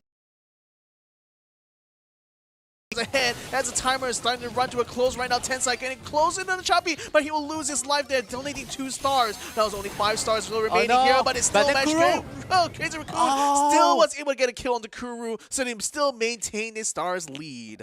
What a crazy play from Moya Goku. He really channeled his inner self, the inner beast within, cause like for 4 or 5 brawlers in a straight row, he was sticking it. He was sticking it with the screen, and once again he's sticking it. Look, the precision of Moya Goku sticking it every single time. That's 2. Yeah, unfortunately the Squeak has been taken down now, so Siddhartha and Tensai are going to hold it. Oh, but they still take down Kuru anyway. Kenji is coming up just in time as Moya Goku comes up. Can he get another stick there? He's forcing him away. Another stick on the Kenji forces him to back off now. Siddhartha kind of change. But watch out for Tensai though. Tensai going straight under the Choppy as he tried to attack Kuru, but he's not able to get a kill on the Choppy, so they will take down the Buster instead. Moya and Siddhartha now still neck to neck. Crazy Raccoon, they have the blue star in their possession. Now Kenji is going to be facing a lot of pressure there. Good shot there by Siddhartha, finishes him up. Tensai now taking a lot of pressure here, waiting for Moya Goku to share the stick. He does get the stick on the Kuro and takes him out. Yeah, Moya Goku gave him a medal because he's sticking every single one of it. It feels so annoying. It feels like the position. This guy is on a crazy mode.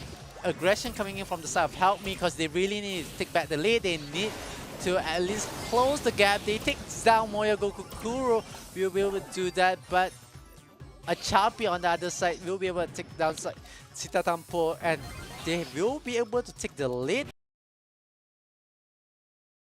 Kun, they will need to equalize as soon as possible. So they will go for more aggressiveness. Kuro got separated. A Chapi gets taken down, but a trade will be gone for. But Sita Tampo can survive, but no, Kuro! What a comeback, what a support! Moya Goku goes down as well. Tensai tries to go for it. Can he bring him down? But 2 seconds, it will not be enough. 2 stars. Help Me help themselves with the star and manage to secure a point. Oh man, where do I even begin with this? So, of course, Help Me, super fantastic the way they played out that last round there. I mean, basically like took what the lessons they learned from that last couple of rounds there and actually put it in use here, just trying to keep Crazy Raccoon on the offensive, and they realized that because Buster's range is so limited, even the Sandy was able to just keep him harassed, like just like outguns him every single time. And like the only way the Buster is able to actually bring the advantage of Crazy Raccoon is that if he and Moya and Sita Tampo all kind of like fought together at the same time and just basically create a distraction, allowing the Buster to flank around. But when they were not able to pull that off, the Buster basically becomes very useless, even though that he has a lot of tankiness. He doesn't have a lot of damage negation. He doesn't have even a lot of good like utilities to use here to help out his teammates. So I think Help Me kind of won this game, but kind of on the brink, really. But that's just down to like the Buster not being like the valuable pick that Crazy Raccoon possibly thought he was. Yeah, I do agree. Like the Buster was kind of lackluster, to say. Like they were trying to back onto something for the side of Crazy Raccoon, but it was underwhelming for the Buster. Not saying Tensai, but Moya Goku on the other hand was on point.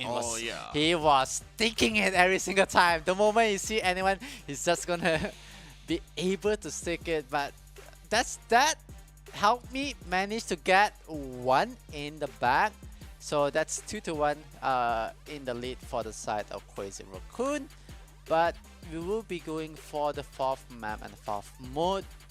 Crazy Raccoon with a very interesting percentage is 0.86. I think that's like a bit of incorrect mathematics there. I think it's supposed to be 86%. 86%? Yeah, I think it's supposed to be 86%, whereas Help Me has a 67% win rate. So, but then again, they could have lost that much and play that much. Again, without knowing what's the numbers behind here, I can't quite tell. But again, the win rate percentage is only for on-stream games, guys. So it doesn't really count games that are outside of the stream here. So yeah, again, I think they just corrected it. So it's actually 86% win rate here. Okay, just looking at the positioning for the map, it's quite advantageous if you're gonna play from the right side. Cause like there's an indestructible wall that you wanna like fully utilize. Definitely you want to prioritize like your right lane pick, but I think for the most part the map is very clearly designed to have these 3 lanes in mind here. So whatever sort of brawlers you pick on your side, they have to be able to sustain themselves on the individual lane. Now I think like what will kind of be helpful is if to have like an artillery brawler in like the middle, because that way he can support both the left and the right lane. But that will conversely put him at risk if like the opponents decide to bring a marksman into the mid. That means that he will be very much at risk for the entire matchup here. So, but nevertheless, with the way this map is laid out here, I think I don't know, it's again, I'm trying to think like between Crazy Raccoon and Help Me who will have an advantage here in terms of like, because this is a map that's very much geared to testing individual skill in like their individual lanes right now. And I'm trying to think like between Help Me and Crazy Raccoon, like between like players like Sita Tampo as well as like Moya, like who's going to be a lot better in that like solo kind of configuration here. I still think it's kind of like neck to neck here though. It's still gonna come down to which brawler specifically they want to try to pick up for each lane. Yeah, I'm just like trying to recall. Help me might pick Crow as usual.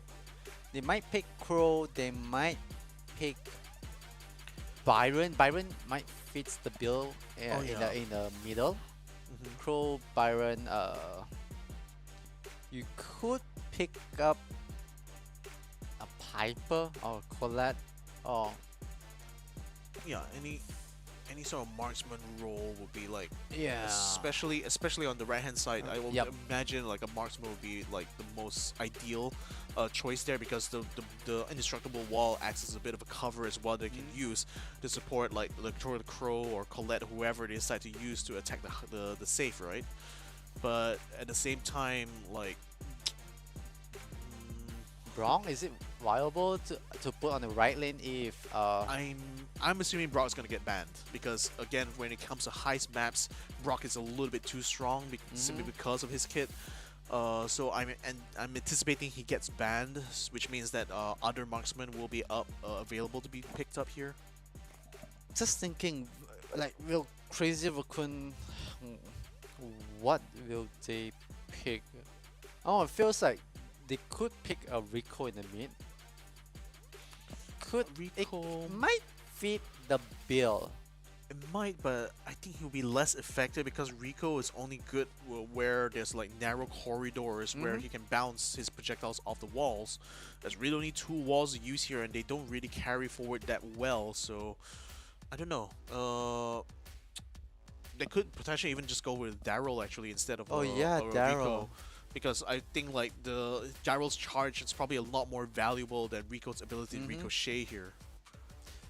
Ooh, Brock being banned. Yeah, like Yeah. I anticipate that would probably happen, and yeah, the Cold as well would have been a very strong choice actually, because he could easily take out the wall on the left hand side with his super, and he will have like a insane amount of range that he could actually damage the safe from a very long distance, kind of like the Brock actually. But look at that as well. Like, I mean, you even ban out a Piper as well. I mean, Crazy Raccoon just basically wants to eliminate any sort of range opportunities here from Help Me side. So Help Me is going to go for something a little bit different. They're going to pick up the Eve, which remember has mobility over bodies of water, so she can actually easily hop between the lanes here. So that's all well and good. Question is still going to be what is going to be coming around to pair up with her, because Eve alone doesn't quite a good assault lineup make. So while she's going to be very useful in harassing, while she's going to be very useful in like doing some lane upkeeping, she can't really be on the front lines for most part. So I think Help Me is still kind of holding the cards close to his chest. Crazy Raccoon just going all out here. They're going for the Lola and a max pick, and should be a relatively solid choice here, because even though they may not have crazy amounts of mobility nor crazy amounts of range, although I think Lola actually has a decent range compared to Max, just on fighting ability alone, they will be able to sustain in their lanes very well, which is I think mainly what you would be looking for in a map like this. You want brawlers that can sustain themselves in a solo capacity. Yeah, just one brawler that I just recall about this kind of situation. A tick. A tick, or even a Nani, if you want. I'm not sure, am I recalling it correct? Maybe a tick or a Nani in this kind of situation would be sufficient, and it creates a bit of a situation.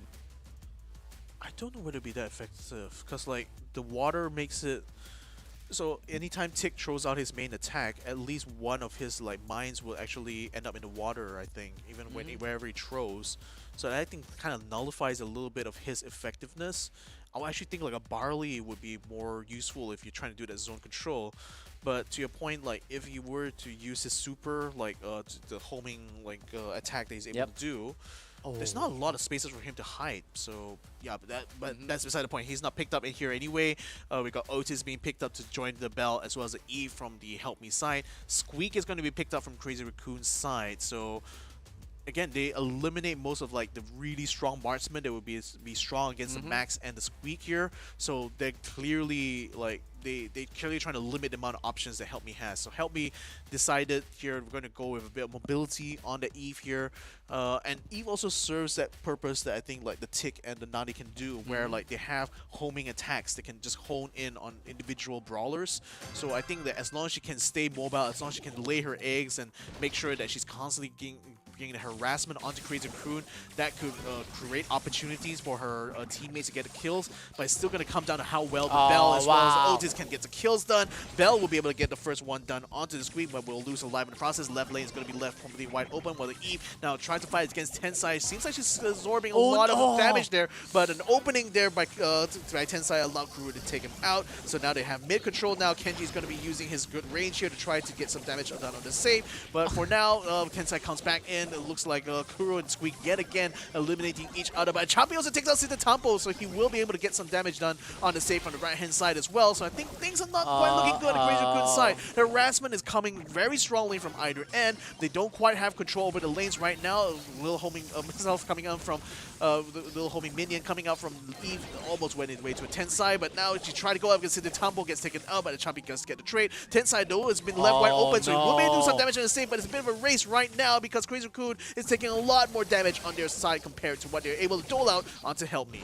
Yeah, Help Me having the map control, we're able to control the whole situation, but Crazy Raccoon, they are actually responding. Look at the damage output.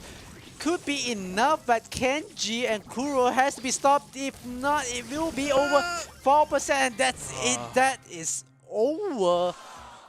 It feels like the Brawl matchup as a team was good, but the Brawl matchup as individual lane itself, because the laning itself was being separated, it was being dissected into 3 lanes. I felt like it's kind of like not in favor for the side of Crazy Raccoon. It is in favor for the side of Help Me, and they are gonna utilize this and they are gonna take this advantage, especially when you have the Eve. She don't care about water. She's just gonna float over it and able to just move around. And you can see Kenji, he's happy, he's able to just be an annoyance. Yeah, unfortunately, Eve's ace got taken out there by Tensai. So even though like he does have a big advantage on the mid and the right-hand lane here, it's not exactly like making a clean fight either. Now they're going to be pushed back a little bit. Their health pool is a little bit low, so it's a choppy as well. Kenji now has to jump in front. Actually, takes out Sidatampo in time. Now I can try to focus in on the Tensai. In the meantime, Moyogoku is still able to keep Bell at bay, and that's doing quite well right now for raising Crazy Raccoon to try to keep their lanes pushed up. But they still need to have a good answer to this Eve right now. And even though, despite Sidatampo's best efforts, it's not able to take him down quite effectively yet, as the Eve is constantly being a thorn in their side, forcing Morigoku to try to help him out here. But Kenji still remains alive, still able to play around an indestructible wall right now, making it hard for Sidatampo to get a land hit there. Morigoku gets the kill on the Kuro. Now the floodgates a little bit open here as they now will try to do a lot of damage to the save, but then Kuro comes out just in time, forcing both Moya and Sidatampo to fall back. Look at that one shot there. And Sidatampo left himself quite wide open, but Chappie to pick up the kill. Yeah, Chappie able to turn things around, able to tie on the right side. Meanwhile, for the side of Sidatampo, he has to fall back, go for the reset, will be taken down, but they are going full in. Moya Goku will be able to take down one, but Kuro will have to trade off.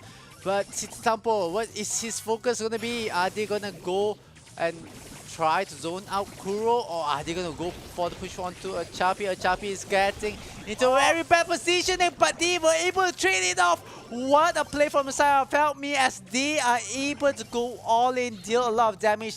31% left for the side of Crazy Raccoon save. Meanwhile, for the side of Help Me, they are still healthy at 50%. 7 seconds left on the clock. Sidatampo, they will try to go for the push, but it will not be sufficient because Help Me, the whole team, Kuro and the rest, they will try to throw their body and soak up as much damage as they can.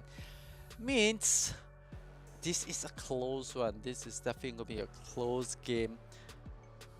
It's all up in the open. Crazy Raccoon, help me. Who who can win this? Wow. Help Me has scored a coup d'etat really with Yep. that Eve pick here because, you know, you mentioned the right lane being like the most important lane to hold. Like, Eve was not only able to support Achapi on that right hand lane, but was also very effective in that mid lane against the Max. So this made Siddhitampo's kind of like game a lot harder, and I think he kind of overextended as well Yep. towards the end of that last game there, because if at some point I felt he should have actually fall back in order to try to deal with like Kuru's Bell, who was already putting so much damage on the save, but he was still so focused on trying to deal damage on the enemy save that kind of left the big opening there for Help Me to capitalize on. So very well done for Help Me side, actually. Like just a pick of having Kenji, you know, that completely doesn't you don't need to have like a pick of a Nani or a Tick anymore. The Eve alone is like a one brawler sort of like harassment machine, and that basically made it so hard actually for Crazy Raccoons to actually deal with her. And I'm trying to think, like, would the situation be more different if they actually were allowed to pick up one of those marksmen that they had banned out? But I don't know, like, what good counter would have been for an Eve actually would have been like a stronger tank maybe, but in this and that map, like picking a tank would have been literally open invitation to be targeted by everyone on that map anyway. So I don't know exactly what Crazy Kun could have done in that draft other than quite literally banning the Eve out from the get-go. I felt like they kind of underestimated Help Me. Help Me did really a good comeback, and it's kind of show to Crazy Raccoon, like, you open up the brawlers for us, you know, you don't ban it out. Sure, we're gonna pick it, we're gonna take the advantage, we need it. The first two modes and the map, sure, Crazy Raccoon was really strong, but you can see the comeback mount from Help Me on the third map, on the fourth map. And right now we are forced into a predicament, which is gonna be Brawl Ball, my favorite mode, but it's the decider on who wins and who loses here. This mode is gonna be tricky. It's gonna be more about playing the time. I feel like there's more overtime than it ends 2-0, because it feels like they will try to test themselves. But we have to see what's the pick. We have to see what the brawler is gonna be. There's no crew for the side of Crazy Raccoon. Meanwhile, for the side of Help Me, they can pick up the crew. Yeah. I thought the ban's actually for like for both sides because it's a blind ban. Well, nonetheless, they also banned out the M's as well as the Sandy, so two also very like strong brawlers that could have been used on this map here. Otis is going to be the first one picked out here by Help Me. Doesn't really reveal too much about their strategy going into this game here, though Crazy Kun will have the next two picks, so that will tell a lot right now about what they're. Historically speaking, Sneaky Fields have always kind of gone to overtime, especially with these high-level teams here. I wouldn't be surprised if that's going to be the case here. Crazy Kun going with the Jeanette as well as Nita. Okay, so like the Nita pick actually could be quite viable here because the way this map is set up is like there are a lot of choke points, and Nita very much thrives in these sort of like peak sort of shots because she can lay out her her attacks in very quick succession, and that means that around the peak, especially with the grass being disguising like her approach, she can actually like take down a lot of these enemies very quickly. Help Me is going to go over the Buster this time around. Now, we saw the Buster being used last time by Crazy Raccoon over at the Canal Grande. Didn't quite work out with them because of the range issue. I think the range will be less of a concern here, given the like the maze-like structure of Sneaky Fields, kind of like obstacles. Could actually work out in their favor. Oh, and they're pairing it together with Rosa. So they're going for they're going for super aggressive on Help Me's side. they are banking on like getting the timings right here. Because again, when you have the Rosa, she's only going to be practically invincible for that very short window of time. Yep. And that's going to be the window opportunity that Helmi is going to try to use to attack and actually break through Crazy Raccoon. But the response for Crazy Raccoon is to go for the Shelly, which is a very reliable damage dealer and could potentially be the foil now to the Rosa strategy here.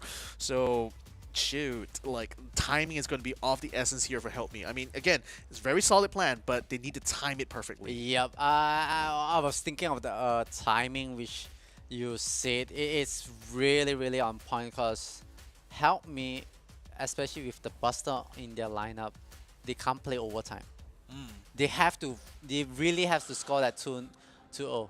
Meanwhile, for the side of Crazy Raccoon, they still can think about going for overtime if they need to, but the front part, the first 30 to 1 minute, it's going to be the hardest part for them to hold on.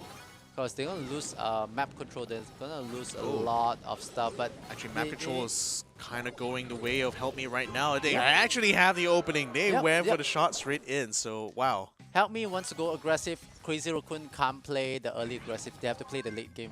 And they want to play the late game. So, Help Me has to take this in advantage right now. Moya takes up Kenji. Whoa, what? That's the plan. That's with the lineup from Help Me. They want to play fastball. That was, oh my goodness, like they had everything going for them. They already had Baby Bear out there, Jeanette on the super. They didn't anticipate the Kuru was just going to roll that ball straight into the goal post there. So, wow. Well done for the Help Me side. Now, how are they going to try to respond? It's going to be, once again, Help Me is just going to be very fast and aggressive in your face. Like, oh, I'm going to take it. But good call from Tensai, taking the ball and putting it at the corner. So it forces Help Me. Alright, we have to retrieve the ball and, like, you know, clear it up and try to go for the ball possession.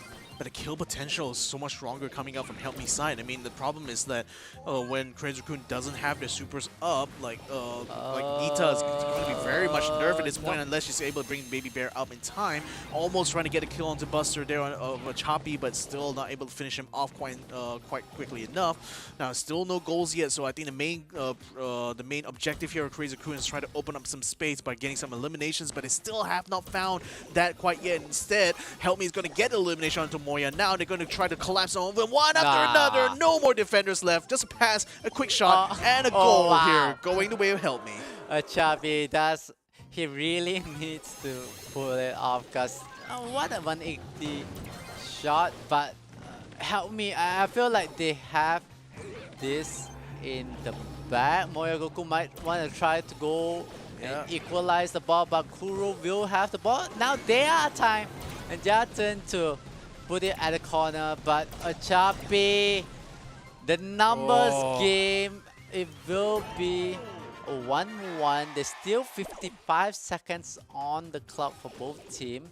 So this goal really matters, and they are gonna try to take down the bear. Achapi will be trying. They will be able to take it down. Kuro will be able to go up in front. Sita Tampo is the only one alive, but that will be too late. Too late indeed. And yet again, it was Kuro and that like Rosa. Like again, it was timing, right? Yep. Like, as long as Rosa able to get a shield up in time, able to push right through there, and actually crucially actually get elimination done during that window of opportunity. That's the way that they wanted to win this game. And you know, for a while that Crazy Raccoon actually managed to catch them sleeping actually during one of those rounds, and that was what allowed them to push all the way to the goal and get themselves that one tie-up goal. But at the end of the day, like Help Me had a much stronger lineup here. That's why they were able to kind of like keep the aggression going on their end. And again, once they found that window opportunity, they went all in. They got the kills done, and that's the way they managed to make Crazy Raccoon collapse on themselves. Yeah, they were able to neutralize. They were able to turn things around, and especially take care of the pass control that they have, which is the Raccoon itself. And the way how they bounced back, they were back at the wall. They figure out what's the issue.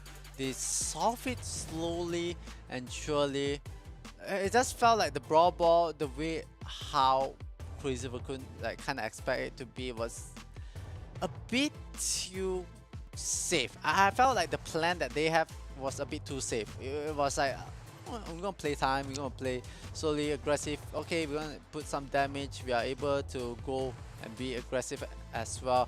But help me, they didn't really bother about it. They just like steamroll. Yeah, and I think they kind of like they underestimated how tanky the lineup actually was coming out from Help Me side, because like what I noticed is that they were able to literally land a lot of good attacks. Problem is they weren't able to get kills, and that's the crucial thing here. The kills were what made the difference here for Help Me to be able to steamroll over the entirety of Crazy Raccoon there. So as much as Crazy Raccoon would like to play a more like controlling kind of game, like Help Me was just not giving them that opportunity at all. They were just fully aggressive, fully going in with attack, and just kind of like opening up the opportunity for the Rosa to just pierce right through. And that's why Kuro is like such an MVP for so many rounds here. Like he knows exactly the way to kind of like pull off these good plays that put his team in an advantage. And here, when all the plan comes together, it's just like a beautiful symphony. It all comes together just so nicely for them. Yeah, but then again, Help Me, they were on a losing start. They slowly capture it. They slowly understand the whole situation, and bear in mind they have to play back to back compared to Crazy Raccoon. Crazy Raccoon was the first series of the day. Then they had a long break. They were able to analyze the game for Help Me, but Help Me, they were able to hold on. They were able to pull it through and go and defeat Crazy Raccoon. Crazy Raccoon, how the day start, it was Crazy Raccoon 3-0 against Brighton. Rising Sun Esports SEA went up against Help Me. Help Me managed to get that win, and Help Me and Crazy Raccoon, they met at this point, the winners itself, the winners bracket, and Crazy Raccoon was close, but they didn't finish on a high note. Help Me, on the other hand, managed to win on a high note. That means Brighton and Rising Suns Esports SCA, they have to fight it out to go up and go against Crazy Raccoon. And I feel like Brighton wants that redemption. Yeah, for sure. Like, I think out of like all the teams there, I think Brighton probably had like the least fortunate time here. I think in this matchup. So I think they definitely want to come out the gates swinging the next time around. But that's going to be weeks away though, because Group 1 has already completed all of its non-elimination matches. And next time we're going to be seeing these teams again, it's going to be for elimination. It's going to be to determine the final teams to get to the playoffs for this challenge stage.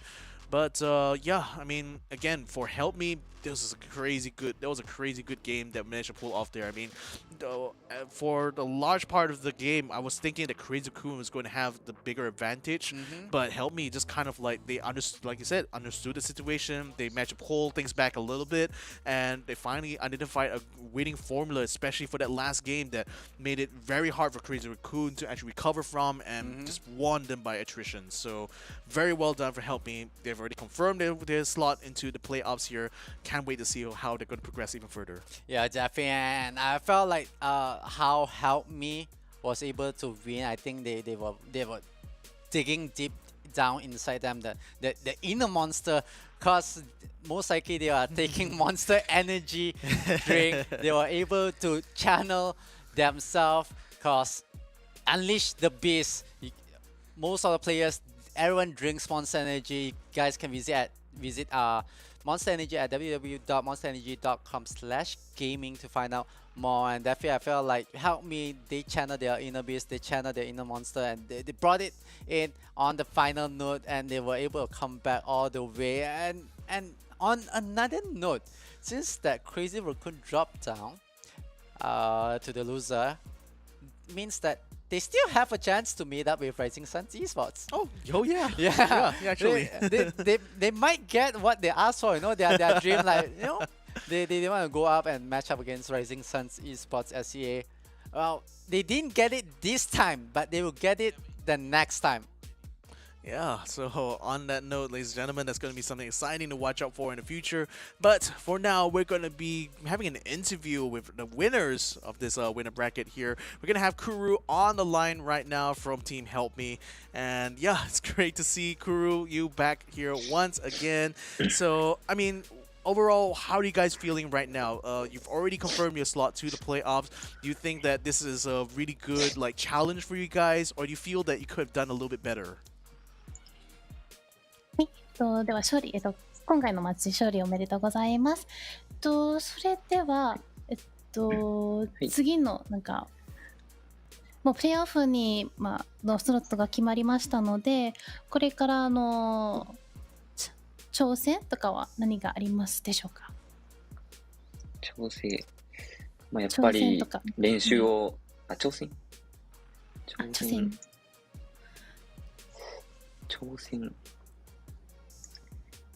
やっぱりまだチームとしてはまだまだなんで、もっとスムーズに勝てるように、やっぱフレバとか積極的にやって頑張りたいと思います。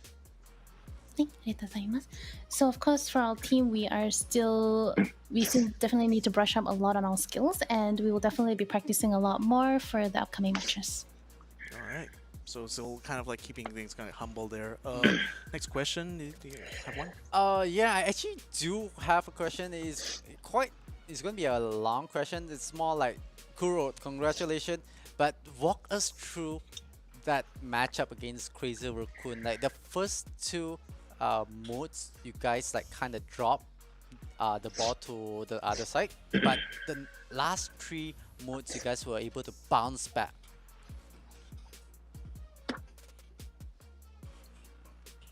では、黒さん、もう一度おめでとうございます。では、クレイジーラクーンとのマッチなんですが、最初の第1回と第2回がちょっと、クレイジーラクーンの勝ちになっていたのですが、どうやってチームと一緒にどうやって乗り越えて、勝利に至りましたでしょうか？やっぱり2対0で負けててもやっぱ諦めなければいけると思ったんで、みんなで頑張ろうっていうことで頑張りました。ありがとうございます。So of course from the beginning it was 2-0 and it was definitely really hard for us, but then we stick as a team and we tried our best to pull through and we didn't give up until the end, which helped us win the last match. Right. I mean, again, very encouraging, especially the way you guys were able to come back so strongly against Crazy Raccoon there. So, congratulations on that. So, final bit here, I think, we're just going to give you the floor. What kind of message would you like to give to your fellow competitors as well as your fans out there? This is just, just let us know what's your message to everyone on the stream here. はい、では最後の質問なんですが、今スリーも見ているファンとかで、あとは先ほど対戦した相手に対してどのようなメッセージを送りたいでしょうか？まだこのチームで全然仕上がってはないけど、これからもっと練習して頑張って次当たる時も倒したいと思います。ありがとうございます。So for our message, we are still a team that's relatively new and we will definitely work together and practice more and we will do our best in the following matches. Right, encouraging words there. Thank you so much, Kuru, for joining us here. Congratulations one more time for making it to the playoffs and hopefully we'll see a lot more of you guys in the future. ありがとうございます。And I think that's pretty much that's all she wrote, really. I mean, Kuru yet again acknowledging that it wasn't as straightforward a victory here. I mean, they really had to work hard here, but I think I'm still very impressed by the way the match adapted. Not just with the way they adapted against Crazy Raccoon here, but also the way they adapted against Rising Sun esports. Because remember, there also were certain points where Rising Sun was starting to give a decent challenge to them, and yet they were able to adapt on the fly in the match itself to turn the advantage against them. So I think that's really a true testament to, even though he says like they're kind of like new on the scene, but they're really playing like a bunch of old hits here. Aren't they? Yeah, definitely they do have a lot of experience, even though they say they're new. But just really surprised on just picking out on their mindset on how they approach the things. It's they trust, they believe in the teammates, because sometimes in running a team and being a captain or playing in a team with teammates, that's a question where how much trust do you put it again into your teammates? Like how much do you put your trust? How much do you believe in the strategy, the whole process, like the thought process of it, the whole thing? It's very how to say, pinpoint accurate, because if you don't trust into the teammates, then it's really hard. Like you start to think about like, oh, should I go in or should I not? Like should I like commit with my teammate, because I felt like it could be a better option or not. We can see how Help Me is the whole anime arc process.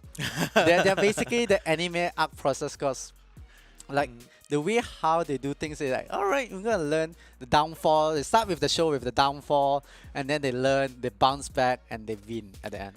And that speaks a lot to kind of like the faith they have each other. And I think it also works both ways. Like the player, like if you're the teammate who is being trusted upon to like pull off the plays, like that adds a bit of confidence to yourself and allows you to do things that you may not even anticipate that you were able to do in the first place. But nevertheless, ladies and gentlemen, this has now come to a close right now. This has been our first week of the challenge stage here. My name is Victor Cax. His name is Uda Magical. We have been your commentators for today, and we thank you all for joining us on this journey here in Season 2 of the Snapdragon Pro Series. So until then, we'll hope to see you guys in the next stream. Make sure you guys tune in for the next time Brawl Stars comes live here. And until then, good night, ladies and gentlemen, and good luck.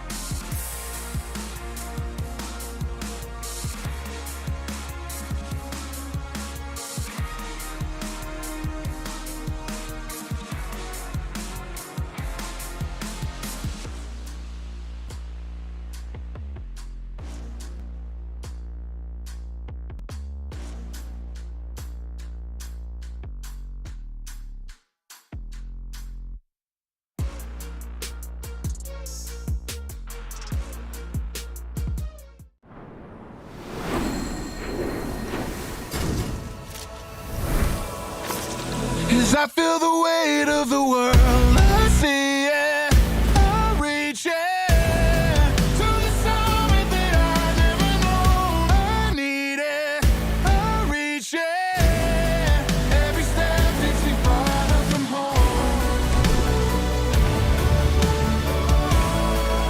I see it to the end.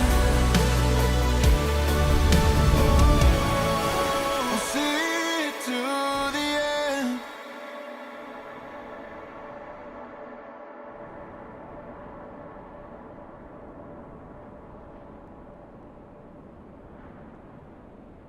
The Snapdragon Pro Series powered by Samsung Galaxy is brought to you by Snapdragon Elite Gaming, Samsung Galaxy S23 Ultra, Monster Energy, and Kachi Shop.